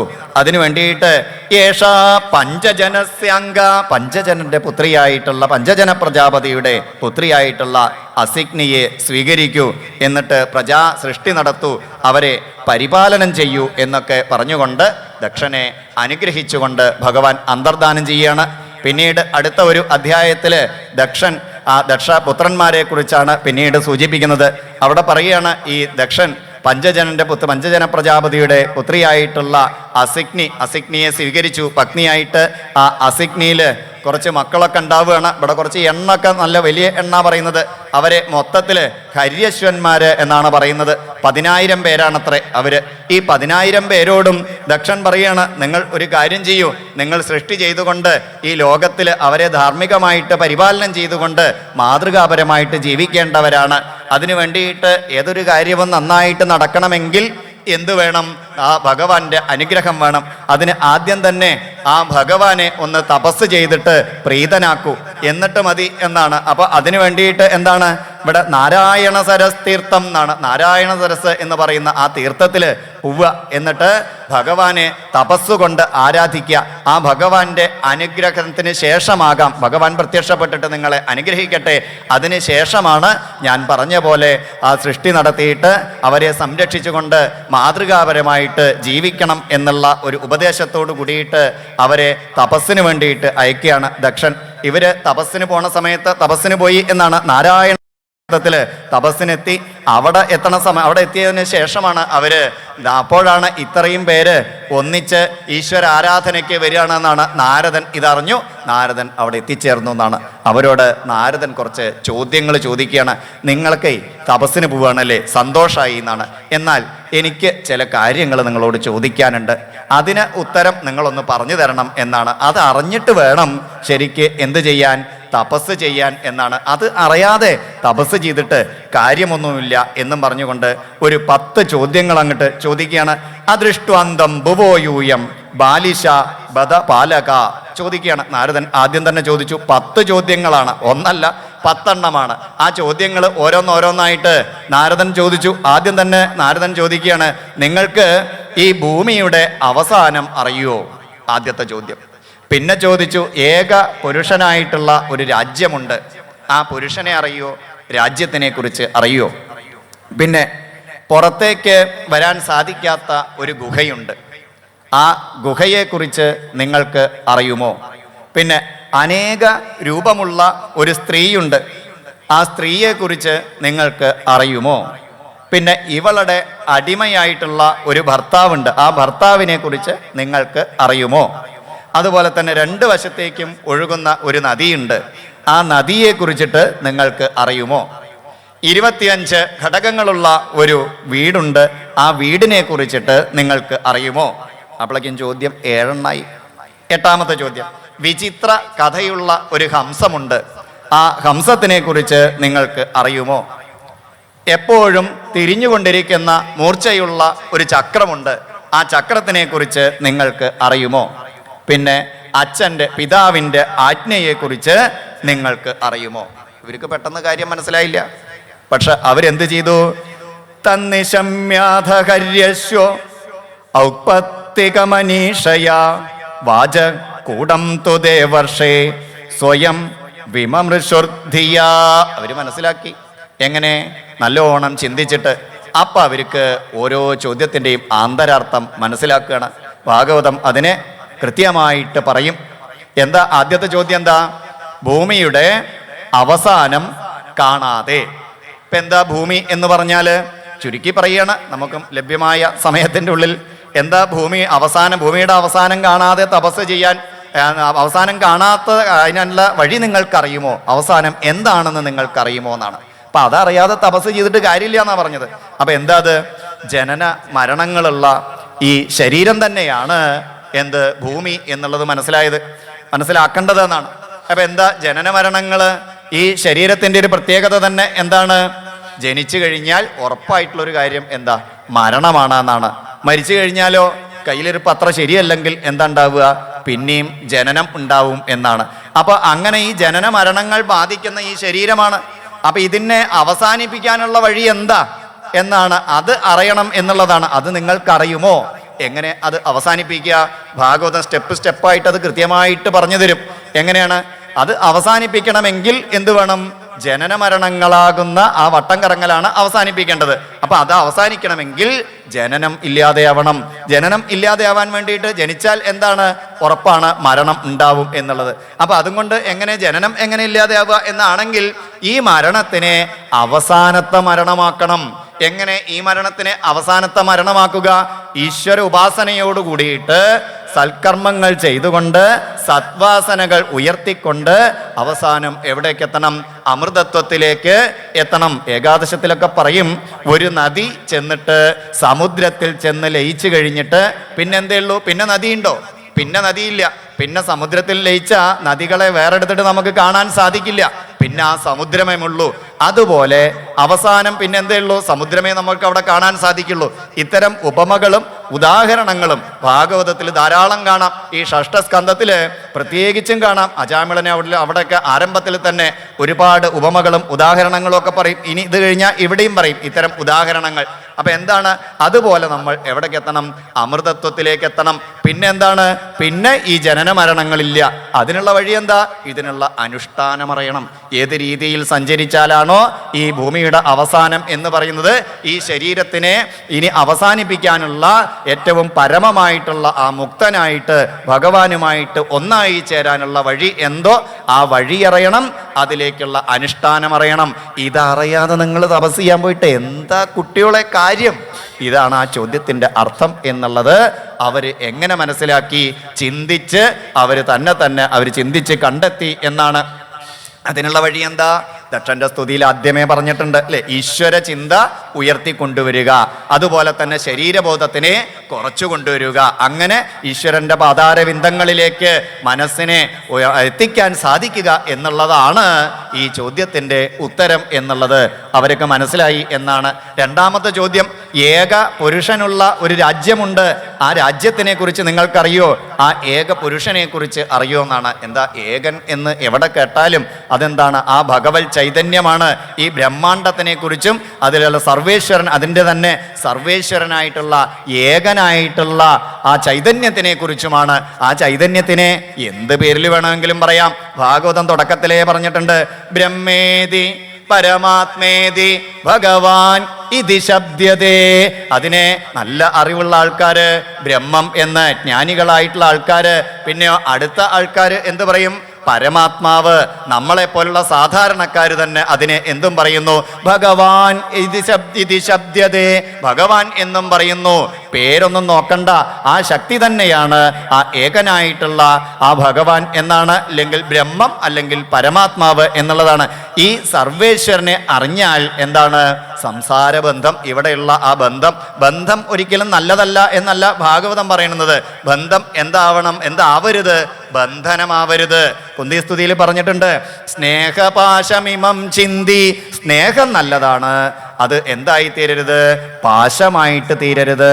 ആ പാശം ആ കയറിട്ടിട്ട് ഇവിടെ നിന്ന് രക്ഷപ്പെടാൻ പാടില്ല, ബുദ്ധിമുട്ടുള്ള രീതിയിലുള്ള കെട്ടുപാടുകളായിട്ട് ആ സ്നേഹമോ അല്ലെങ്കിൽ മറ്റെന്തെങ്കിലും വികാരങ്ങളോ മാറാൻ പാടില്ല. ഈശ്വരന്റെ അടുത്തേക്കുള്ള മനസ്സിന്റെ യാത്രയിൽ ഒരിക്കലും ഒരു കെട്ടും പാടില്ല. അത് സ്വതന്ത്രമാകണം, മുക്തനാകണം. അപ്പൊ ഈ കെട്ടുപാടുകൾ ഇല്ലാതാക്കണം. ആ കെട്ടുപാടുകൾ ഇല്ലാതാക്കിക്കൊണ്ട് ആരെ അറിയണം? ഏകനായിട്ടുള്ള ഈ ഭഗവാനെ അറിയണം. അതാണ് ഏക പുരുഷനുള്ള ആ രാജ്യത്തിനെ കുറിച്ച് ചോദിച്ചതെന്നാണ്. ആ ഭഗവാൻ എങ്ങനെയാണ്? ഭഗവാനെ അറിയണമെങ്കിൽ ഈ ബന്ധനങ്ങളിൽ നിന്ന്, ഈ പാശങ്ങളിൽ നിന്ന് രക്ഷപ്പെടണം എന്നാണ്. അതാണ് പാശുപതി എന്നൊക്കെ, പശുപതി എന്നൊക്കെ, പാശം എന്ന് എവിടെ കണ്ടാലും എന്താണ് ഈ പാശം എന്ന് പറഞ്ഞാൽ? ഇവിടെയുള്ള കെട്ടുപാടുകളെ കുറിച്ചിട്ടാണ് പറയുന്നത്. ഭാഗവതം ആദ്യം മുതൽ അവസാനം വരെയും ഈ കെട്ടുപാടുകളെ മുറിച്ചുകൊണ്ട് അതിനെയൊക്കെ ഇല്ലാതാക്കിക്കൊണ്ട് ഭഗവത് പാദങ്ങളിലേക്ക് നമ്മുടെ മനസ്സിനെ കൈപിടിച്ച് നടത്തുന്ന ഒരു ശാസ്ത്രമാണ്. ആ കെട്ടുപാടുകൾ ഇല്ലാതായിക്കൊണ്ട് ഏകനായിട്ടുള്ള ആ ഭഗവാനെ ആശ്രയിക്കുകയാണ് വേണ്ടത്. ഇതറിയാതെ തപസ്സിന് പോയിട്ട് എന്താ കാര്യം എന്നാണ് രണ്ടാമത്തെ ചോദ്യത്തിൻ്റെ ആന്തരികമായിട്ടുള്ള അർത്ഥം എന്ന് അവർ ചിന്തിച്ച് മനസ്സിലാക്കി എന്നാണ്. അപ്പോഴാണ് അടുത്ത ചോദ്യം എന്താണ്? പുറത്തേക്ക് വരാൻ സാധിക്കാത്ത, അകത്ത് പെട്ടുകഴിഞ്ഞാൽ പുറത്തേക്ക് വരാൻ സാധിക്കാത്ത ഒരു ഗുഹയുണ്ട് എന്നാണ്. അതെന്താണ് എന്നാണ് അടുത്ത ചോദ്യം. അപ്പം അവർ ചിന്തിച്ച് മനസ്സിലാക്കി അതെന്താണ്? അതാ ഭഗവത് പദം പ്രാപിക്കൽ തന്നെയാണ് എന്നാണ്. ആ ഭഗവത് പദം പ്രാപിച്ചു കഴിഞ്ഞാൽ പിന്നെന്താണ്? പിന്നെ മടങ്ങി വരേണ്ട ആവശ്യമില്ല, അമൃതത്വത്തിലേക്കാണ് എത്തുന്നത്. പിന്നെ തിരിച്ചു വരവ് ഇല്ല എന്നാണ്. അങ്ങനെ തിരിച്ചുവരവില്ലാത്ത ആ ജീവ ബ്രഹ്മ ഐക്യത്തിനെ കുറിച്ച്, ഏറ്റവും ഉയർന്ന തലത്തിലുള്ള ആ ജീവബ്രഹ്മ ഐക്യത്തിനെ കുറിച്ചാണ് ഈ ചോദ്യത്തില് നാരദൻ തങ്ങളെ ഉദ്ബോധിപ്പിച്ചിരിക്കുന്നത് എന്ന് അവർക്ക് മനസ്സിലായി. അല്ലെങ്കിൽ എന്താണ്ടാവുക? ഈ സംസാരത്തിലേക്ക് മടങ്ങി വരേണ്ടി വരും. സംസാരത്തിലേക്ക് മടങ്ങി വന്നാൽ എന്താണ്ടാവുക? പുനരപി ജനനം പുനരപി മരണം പുനരപി ജനനീ ജഠരേ ശയനം. പിന്നെ ഈ സംസാരത്തിന് രക്ഷപ്പെടാൻ വീണ്ടും നല്ല ബുദ്ധിമുട്ടാണെന്നാണ്. പിന്നെ അത് ഇവിടെ ആദ്യം എന്ത് ചെയ്യും? പിന്നെയും പിന്നെയും ജനിച്ചിട്ടും മരിച്ചിട്ടും ഇരിക്കേണ്ടി വരും. അപ്പം ഇതിൽ നിന്ന് രക്ഷപ്പെടാനുള്ള ഏറ്റവും ശ്രേഷ്ഠമായിട്ടുള്ള ആ വഴി, എത്തിച്ചേരുന്ന ആ സ്ഥലം, അതാണ് എന്ത്? ആ പരമമായിട്ടുള്ള ആ ഭഗവത് പദപ്രാപ്തി, ജീവ ബ്രഹ്മ ഐക്യം എന്ന് ഭാഗവതം നമ്മളെ എപ്പോഴും സൂചിപ്പിക്കുന്ന, അവിടേക്ക് എത്തിച്ചേരണം എന്ന് എപ്പോഴും നമ്മെ ഉദ്ബോധിപ്പിക്കുന്ന ആ ഒരു അവസ്ഥയിലേക്കാണ് ഈ ചോദ്യം തങ്ങളുടെ മനസ്സിനെ, ചിന്തയെ ഉയർത്തിയത് എന്നുള്ളത് അവർക്ക് മനസ്സിലായി എന്നാണ്. അപ്പോൾ അടുത്ത ചോദ്യത്തിലേക്ക് പോവുകയാണ്. അടുത്ത ചോദ്യം എന്താ? അനേക രൂപമുള്ള ഒരു സ്ത്രീ ഉണ്ട് എന്ന് പറയാണ്. അവളെക്കുറിച്ച് അറിയുമോ? എന്താ? ഇതൊക്കെ നമ്മുടെ ഋഷീശ്വരന്മാരുടെ ഒരു പ്രത്യേകത. അവർ പാരോക്ഷമായിട്ട് പറയാൻ അവർക്ക് നല്ല താല്പര്യമാണെന്നാണ്. ഭഗവാൻ തന്നെ ഏകാദശത്തിലൊക്കെ കൃത്യമായിട്ട് അത് എടുത്തു പറയും. എനിക്കിങ്ങനെ, അതുപോലെ തന്നെ ഋഷീശ്വരന്മാർക്ക് ഇതിങ്ങനെ പരോക്ഷമായിട്ട് ഇൻഡയറക്റ്റായിട്ട് പറയുകയാണ് അവർക്കൊക്കെ താല്പര്യം എന്നാണ്. അത് നമുക്ക് ഭാഗവതത്തിൽ തുടക്കം മുതൽ അവസാനം വരെയും കാണാം. നമുക്ക് ഈ ഭാഗം ഒന്ന് അനുസ്മരിച്ചതിന് ശേഷം നമുക്ക് ആലോചിക്കാം ഈ ഭാഗത്ത് എന്തൊക്കെ ഇൻഡയറക്റ്റ് ആയിട്ട് പറഞ്ഞിട്ടുണ്ട്, അല്ലെങ്കിൽ പറയാതെ പറഞ്ഞിട്ടുണ്ട് എന്നാണ്. വരികൾക്കിടയിലൂടെ പറയുക, അതാണ് ഏതൊരു കാവ്യത്തിനെയും ഏതൊരു കാര്യത്തിനെയും ഏറ്റവും ശ്രേഷ്ഠമാക്കുന്നത്. എന്താ? വരികൾക്കിടയിലൂടെ പറയുന്നത് മനസ്സിലാക്കാൻ നമുക്ക് സാധിക്കുമ്പോഴാണ് നമുക്ക് അതിൻ്റെ അന്തരാളങ്ങളിലേക്ക് ഇറങ്ങിച്ചെല്ലാനും അതിനെ ആസ്വദിക്കാനും അതിനെ ജീവിതത്തിൻ്റെ പരമലക്ഷ്യത്തിലേക്കുള്ള ഒരു പാതയായിട്ട് അതിനെ മാറ്റാനും സാധിക്കുന്നത്. അപ്പൊ ഇവിടുത്തെ ചോദ്യം എന്താ? അനേക രൂപമുള്ള ഒരു സ്ത്രീയുണ്ട്, അവളെക്കുറിച്ച് അറിയുമോ എന്നാണ്. എന്താ അനേക രൂപം? എപ്പോഴും കളറ് മാറിക്കൊണ്ടിരിക്കുന്ന ആളെന്നാണ്. എന്താ? നിറം മാറുക എന്നാണ്. അങ്ങനെയുള്ള ഒരുപാട് ആൾക്കാരെ ഭാഗവതം നമ്മുടെ മുമ്പിൽ അവതരിപ്പിക്കുന്നുണ്ട് അല്ലേ? കംസനെ ശ്രദ്ധിച്ചിട്ടില്ലേ? എന്താ കംസൻ എന്താ? ഇടയ്ക്കിടയ്ക്ക് ഇങ്ങനെ കളറ് മാറിക്കൊണ്ടിരിക്കും, നിറം മാറിക്കൊണ്ടിരിക്കും. അതുപോലെ പലരെയും നമുക്ക് കാണാം. അപ്പൊ ഈ ഇവിടെ എന്താ പറയുന്നത്? അനേക രൂപമുള്ള സ്ത്രീയാണെന്നാണ്. എന്താ? നമ്മുടെയൊക്കെ ബുദ്ധിയെ തന്നെയാണ് പറയുന്നത്. വിഷയങ്ങളിൽ താല്പര്യത്തോട് കൂടിയിട്ട് ഇടപെട്ടുകൊണ്ടിരിക്കുന്ന, ഇല്ലെങ്കിലോ ഈശ്വരനല്ലാത്ത വസ്തുക്കളിൽ നിരന്തരമായിട്ട് ഇടപെട്ടുകൊണ്ടിരിക്കുന്ന നമ്മുടെ ബുദ്ധിയെ തന്നെയാണ് പറയുന്നത്. ഇവിടെ വന്നു, ഇവിടെ വരുമ്പോൾ എന്താണ്? എന്തൊരു ഭക്തിയോട് കൂടിയിട്ട് ഭാഗവതം ശ്രവിക്കുന്നു, ഇവിടെയുള്ള പൂജകളൊക്കെ കാര്യങ്ങളിലൊക്കെ പങ്കെടുക്കുന്നു. കുറച്ച് കഴിഞ്ഞാലോ, ഇനിയിപ്പോൾ ഇവിടുന്ന് അങ്ങോട്ട് പോയി കഴിഞ്ഞാലോ, ചിലപ്പോൾ നമ്മൾ തന്നെയാണ് വല്ല സീരിയൽ കണ്ടിട്ടോ എന്തെങ്കിലും നിരർത്ഥകമായിട്ടുള്ളത് കൂടെയൊക്കെ സമയം ചെലവാക്കുന്നത്, അല്ലെങ്കിലോ മറ്റേതെങ്കിലും കാര്യങ്ങളിലൂടെ. അപ്പോൾ ഇവിടെയുള്ള രൂപമല്ല അവിടെ, അവിടെയുള്ള രൂപമല്ല ഇവിടെ. ഇനിയിപ്പോൾ മേലുദ്യോഗസ്ഥനെ കാണുകയാണെങ്കിൽ എന്താണ്? അപ്പോൾ വേറൊരു ഭാവം വന്നു. താഴെയുള്ള ജീവനക്കാരെ അല്ലെങ്കിൽ തനിക്ക് താഴെയുള്ളവരെ കാണുമ്പോഴോ അപ്പം താൻ ആജ്ഞാപിക്കാൻ തുടങ്ങി. നോക്കൂ, കളറ് മാറണ കണ്ടില്ലേ, നിറം മാറണ കണ്ടില്ലേ? ഇതിൽ പറയുന്നതൊക്കെ ആര് തന്നെയാണ്? നമ്മൾ തന്നെയാണ്. നമുക്ക് അങ്ങനെ നോക്കിക്കഴിഞ്ഞാൽ ഒരു ദിവസത്തിൽ എത്ര രീതിയിലാണ് നമ്മുടെ തന്നെ പ്രവൃത്തികളും നമ്മുടെ തന്നെ ഭാവവും മാറിക്കൊണ്ടിരിക്കുന്നത്. അപ്പോൾ ആരെയാണ് ഇവിടെ സൂചിപ്പിച്ചിരിക്കുന്നത്? അനേക രൂപമുള്ള സ്ത്രീ എന്ന് പറയുന്നത് എപ്പോഴും മാറിക്കൊണ്ടിരിക്കുന്ന നമ്മുടെ ബുദ്ധി തന്നെയാണെന്നാണ്. ഈ ബുദ്ധിവൃത്തിയെ എന്താ ചെയ്യേണ്ടത്? ഇങ്ങനെ മാറിക്കൊണ്ടിരുന്നാൽ ശരിയാവുമോ? ശരിയാവില്ല. അവയെ അധീനത്തിലാക്കണം, അതാണ് സ്വാധീനത്തിലാക്കണം. നമ്മൾ പറഞ്ഞവിടത്ത് നമ്മൾക്ക് ഇതിനെ കൊണ്ടുവരാൻ സാധിക്കണം. അതിനുള്ള വഴി അവളെക്കുറിച്ച് അറിയോ എന്ന് ചോദിക്കുകയാണ്. കൃത്യമായിട്ട് മനസ്സിലായി. എന്താണ്? ഈ ബുദ്ധിവൃത്തിയെ കുറിച്ചിട്ടാണ് ഇവിടെ പറഞ്ഞുകൊണ്ടിരിക്കുന്നത്. അതിനെ വിവേകം കൊണ്ട് അതിനെ നിയന്ത്രിച്ചിട്ട് ഭഗവാന്റെ പാദങ്ങളിലേക്ക് എത്തിക്കാൻ വേണ്ടിയിട്ട് സാധിക്കണം. ഇത് അറിയാതെ തപസ് ചെയ്തിട്ട് എന്താണ് കാര്യം എന്നാണ് നാരദൻ ചോദിച്ചതിൻ്റെ ആന്തരാർത്ഥമായിട്ടുള്ളത് എന്ന് ആരൊക്കെ മനസ്സിലായി? ഈ ഹര്യശ്വന്മാർക്ക് മനസ്സിലായി എന്നാണ്. പിന്നീട് അപ്പോഴേക്കും അടുത്ത ചോദ്യമാണ്. അടുത്തത് അടിമ. ഇവൾക്കൊരു ഭർത്താവുണ്ട്, ഇവളുടെ അടിമയായിട്ടാണത്രേ ആ ഭർത്താവ് പ്രവർത്തിച്ചു കൊണ്ടിരിക്കുന്നത്. അതെന്താ? ഈ ബുദ്ധിവൃത്തികളെ നിയന്ത്രിക്കാൻ സാധിക്കാത്ത നമ്മുടെ ജീവനാണ് എന്നാണ് അവിടെ ഭാഗവതം പറയുകയാണ്. അതെന്താ? ഇവൾക്ക് ഈ ബുദ്ധിക്ക് അങ്ങോട്ട് അടിമപ്പെട്ടുകൊണ്ട് തെക്കോട്ട് പോകാൻ പറഞ്ഞാൽ തെക്കോട്ട് പോവും, വടക്കോട്ട് പോകാൻ പറഞ്ഞാൽ വടക്കോട്ട് പോവും അല്ലേ? ഇവിടെ ഭാഗവതം പല സ്ഥലത്തും പറയും. ഒരേ സമയം തന്നെ പല സ്ഥലത്തേക്ക് പിടിച്ച് വലിച്ചുകൊണ്ടിരിക്കുകയാണ് എന്നാണ്. എന്ത് ഇങ്ങനെ ഇതിൻ്റെ അടിമപ്പെട്ട് കഴിഞ്ഞാൽ, അല്ലെങ്കിലോ ബുദ്ധിക്ക് അടിമപ്പെട്ടിട്ടില്ലെങ്കിൽ കുഴപ്പമൊന്നുമില്ല എന്നാണ്. ഇവൾക്ക് അങ്ങോട്ട് അടിമപ്പെട്ട് കഴിഞ്ഞാൽ, ഈ ചഞ്ചലമായിട്ടുള്ള ആ സ്വഭാവത്തിന് അടിമപ്പെട്ട് കഴിഞ്ഞാൽ എന്താണ്ടാവുക? ലക്ഷ്യമറിയാതെ പല പൊട്ടക്കിണറ്റിലും ചെന്ന് ചാടും എന്നാണ് പറയുന്നത്. നമുക്കൊരു ലക്ഷ്യമുണ്ട്. ആ ലക്ഷ്യം എന്ന് പറഞ്ഞാൽ ഈ വളരെ ദുർലഭമായിട്ട് ഉള്ള ആ മനുഷ്യ ശരീരം ലഭിച്ചിട്ടുള്ള മനുഷ്യ ശരീരത്തിന് വെറുതെ തിന്നിട്ടും കുടിച്ചിട്ടും കളയുകയല്ല വേണ്ടതെന്നാണ്. അതല്ല ലക്ഷ്യം. എന്താണ്? ആ ബ്രഹ്മത്തിലേക്ക്, ബ്രഹ്മസൗഖ്യത്തിലേക്ക്, അനന്തമായിട്ടുള്ള ബ്രഹ്മസൗഖ്യത്തിലേക്ക്, പരമപദ പ്രാപ്തിയിലേക്ക്, ഭഗവാനുമായി ഒന്നായി ചേരുന്ന ആ ജീവബ്രഹ്മ ഐക്യത്തിലേക്ക് എത്തിച്ചേരുകയാണ് വേണ്ടത്. ഈ അടിമയായിട്ടുള്ള ആൾക്ക് അത് സാധിക്കില്ല. അദ്ദേഹം എന്ത് ചെയ്യും? ലക്ഷ്യമറിയാതെ ജീവിക്കും. ലക്ഷ്യമറിയാതെ ജീവിക്കുമ്പോൾ എന്താ ഉണ്ടാവുന്നത്? കുറച്ചും കൂടി കഴിഞ്ഞാൽ ഭാഗവതം കൃത്യമായിട്ട് പറയും, ലക്ഷ്യമറിയാതെ ജീവിച്ചു കഴിഞ്ഞാൽ ഈ ഇന്ദ്രിയങ്ങളൊക്കെ കൂടിയിട്ട് ഈ ജീവാത്മാവിനെ പൊട്ടക്കിണറ്റിൽ കൊണ്ടേ ചാടിക്കും എന്നാണ്. അപ്പം എന്താ? പിന്നെ രക്ഷപ്പെടാൻ പറ്റില്ല. അപ്പം ലക്ഷ്യം അറിഞ്ഞുകൊണ്ട് ഇതിനെ വേണ്ട രീതിയിൽ ഉപയോഗിച്ചുകൊണ്ട് ഒരു യാത്രയാക്കിയിട്ട് മാറ്റണം. അല്ലെങ്കിൽ എന്താ ഉണ്ടാവുക?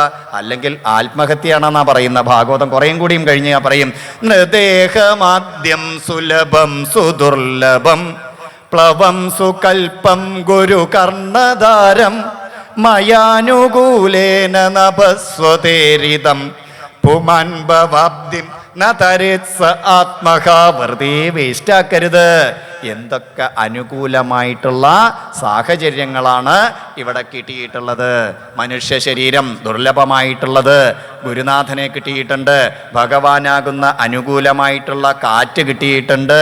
അങ്ങോട്ട് സഞ്ചരിക്കേ വേണ്ടുള്ളൂ എന്നാണ് രാമകൃഷ്ണ പരമഹംസര് എപ്പോഴും പറയും. ഒരടി ഭഗവാന്റെ അടുത്തേക്ക് നമ്മൾ വെക്കാൻ ശ്രമിച്ചാൽ 10 അടി ഭഗവാൻ നമ്മുടെ അടുത്തേക്ക് വരും. ആ ഒരടി വെക്കാൻ നമ്മൾ തയ്യാറായാൽ മതി. അല്ലാതെ വെറുതെ ഇവളുടെ അടിമയായിട്ട് എന്ത് ചെയ്യരുത്? ഈ അതിദുർലഭമായിട്ട് കിട്ടിയിട്ടുള്ള ഈ ജന്മത്തിനെ വെറുതെ പാഴാക്കരുത് എന്നാണ് ഇദ്ദേഹം പറഞ്ഞിട്ടുള്ള, ഈ നാരദൻ പറഞ്ഞിട്ടുള്ള ഈ ചോദ്യത്തിൻ്റെ ആന്തരാർത്ഥം എന്നുള്ളത് അവർക്ക് മനസ്സിലായി എന്നാണ്. അടുത്ത ചോദ്യം അപ്പോഴേക്കും 6ാമത്തെ ചോദ്യമായി.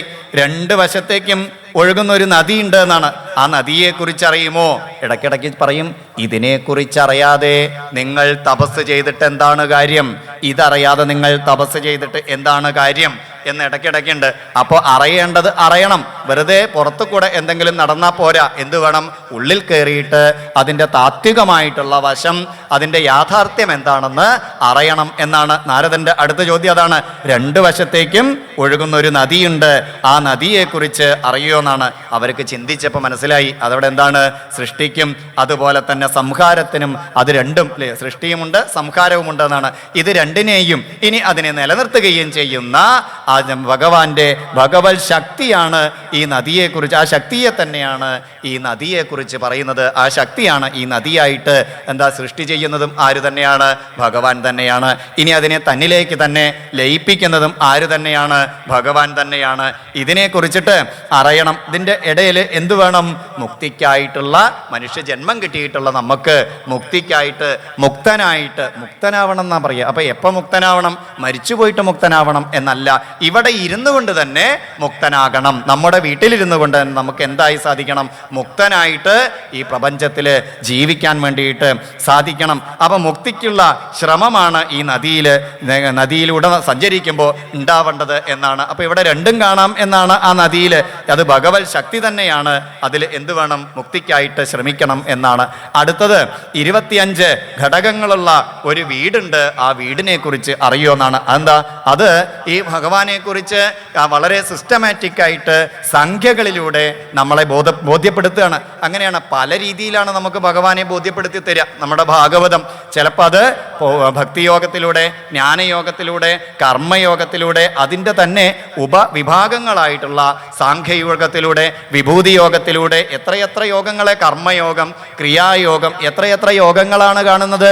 യോഗം ഏതോ ആയിക്കോട്ടെ. ദർശനം എന്താ പറഞ്ഞ? സ്തുതിയിൽ ആദ്യം എന്താ പറഞ്ഞ? അങ്ങയിലെത്തിച്ചേരാൻ ഒരുപാട് വഴികളുണ്ട്, ഒരുപാട് രീതിയിൽ അങ്ങയെക്കുറിച്ച് പറയപ്പെടുന്നു. ഇവിടെ സംഖ്യകളുമായി ബന്ധപ്പെട്ടിട്ട് ഭഗവാനെ കുറിച്ച് പറയുകയാണ്. സംഖ്യകളുമായി ബന്ധപ്പെടുത്തി പറയുമ്പോൾ അതെന്തായി? സാഖ്യയോഗമായി.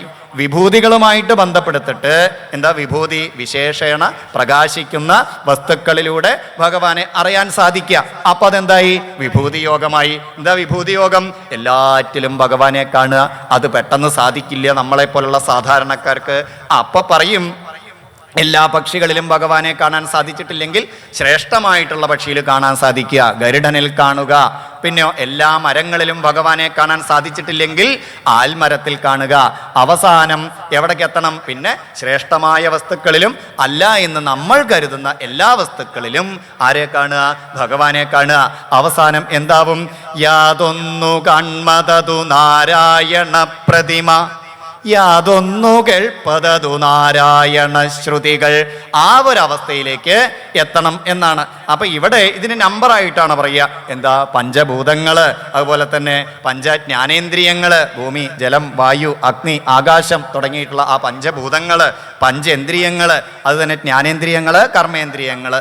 എന്താ? കണ്ണ്, മൂക്ക്, നാക്ക്, ത്വക്ക് തുടങ്ങിയിട്ടുള്ള 5 എണ്ണം. പിന്നെ അവ പ്രവൃത്തിയായിട്ട് വരുന്ന കർമ്മേന്ദ്രിയങ്ങള്, വാക്ക്, കയ്യ്, കാല്, വായു, ഉപസ്ഥം തുടങ്ങിയിട്ടുള്ള അങ്ങനെയുള്ള 5. ഇപ്പൊ എത്രയായി? 15 എന്നാണ്. പിന്നെ ഒരു 4 അന്ധകരണ വൃത്തികളാണ്. മനസ്സ്, ബുദ്ധി, അഹങ്കാരം, ചിത്തം. ഇവയെ പ്രകാശിപ്പിക്കുന്ന ഇവയൊക്കെ ഉണ്ടെങ്കിലും ശരി, ഇവയെ പ്രകാശിപ്പിക്കണമെങ്കിൽ, ഇവയെ പ്രവർത്തനക്ഷമമാക്കണമെങ്കിൽ ആ ഭഗവത് ചൈതന്യം വേണം. അപ്പൊ എന്തായി? 25. അപ്പൊ ഈ 25 ഘടകങ്ങളോട് കൂടിയിട്ടുള്ള ആ വീടിനെ അറിയൂ. ചുരുക്കത്തിൽ അന്തര്യാമിയായിട്ടുള്ള എല്ലാറ്റിൻ്റെയും ഉള്ളിൽ പുരുഷൻ എന്ന് ആദ്യമേ പറഞ്ഞല്ലോ. എന്താ? എല്ലാറ്റിൻ്റെയും ഉള്ളിൽ ചൈതന്യമായിട്ട് ഇരുന്നു കൊണ്ട് അവയെ ഒക്കെ പ്രകാശിപ്പിക്കുന്ന, പ്രവർത്തിപ്പിക്കുന്ന, കർമ്മോന്മുഖമാക്കുന്ന ആ ഈശ്വര ചൈതന്യത്തിനെ കുറിച്ച്, ആ ഭഗവാനെ കുറിച്ച് അറിയുമോ? അതറിയാതെ തപസ്സിന് പോയിട്ട് ഇല്ലെങ്കിൽ തപസ് ചെയ്തിട്ട് എന്താണ് കാര്യം എന്നാണ് അവിടെ ഉദ്ദേശിച്ചത് എന്ന് ആർക്ക് മനസ്സിലായി? ഇവർക്ക് മനസ്സിലായി എന്നാണ്. അപ്പോൾ അടുത്ത കാര്യം ചോദിച്ചു. അടുത്ത അപ്പോഴേക്ക് 8ാമത്തെ ചോദ്യമായി.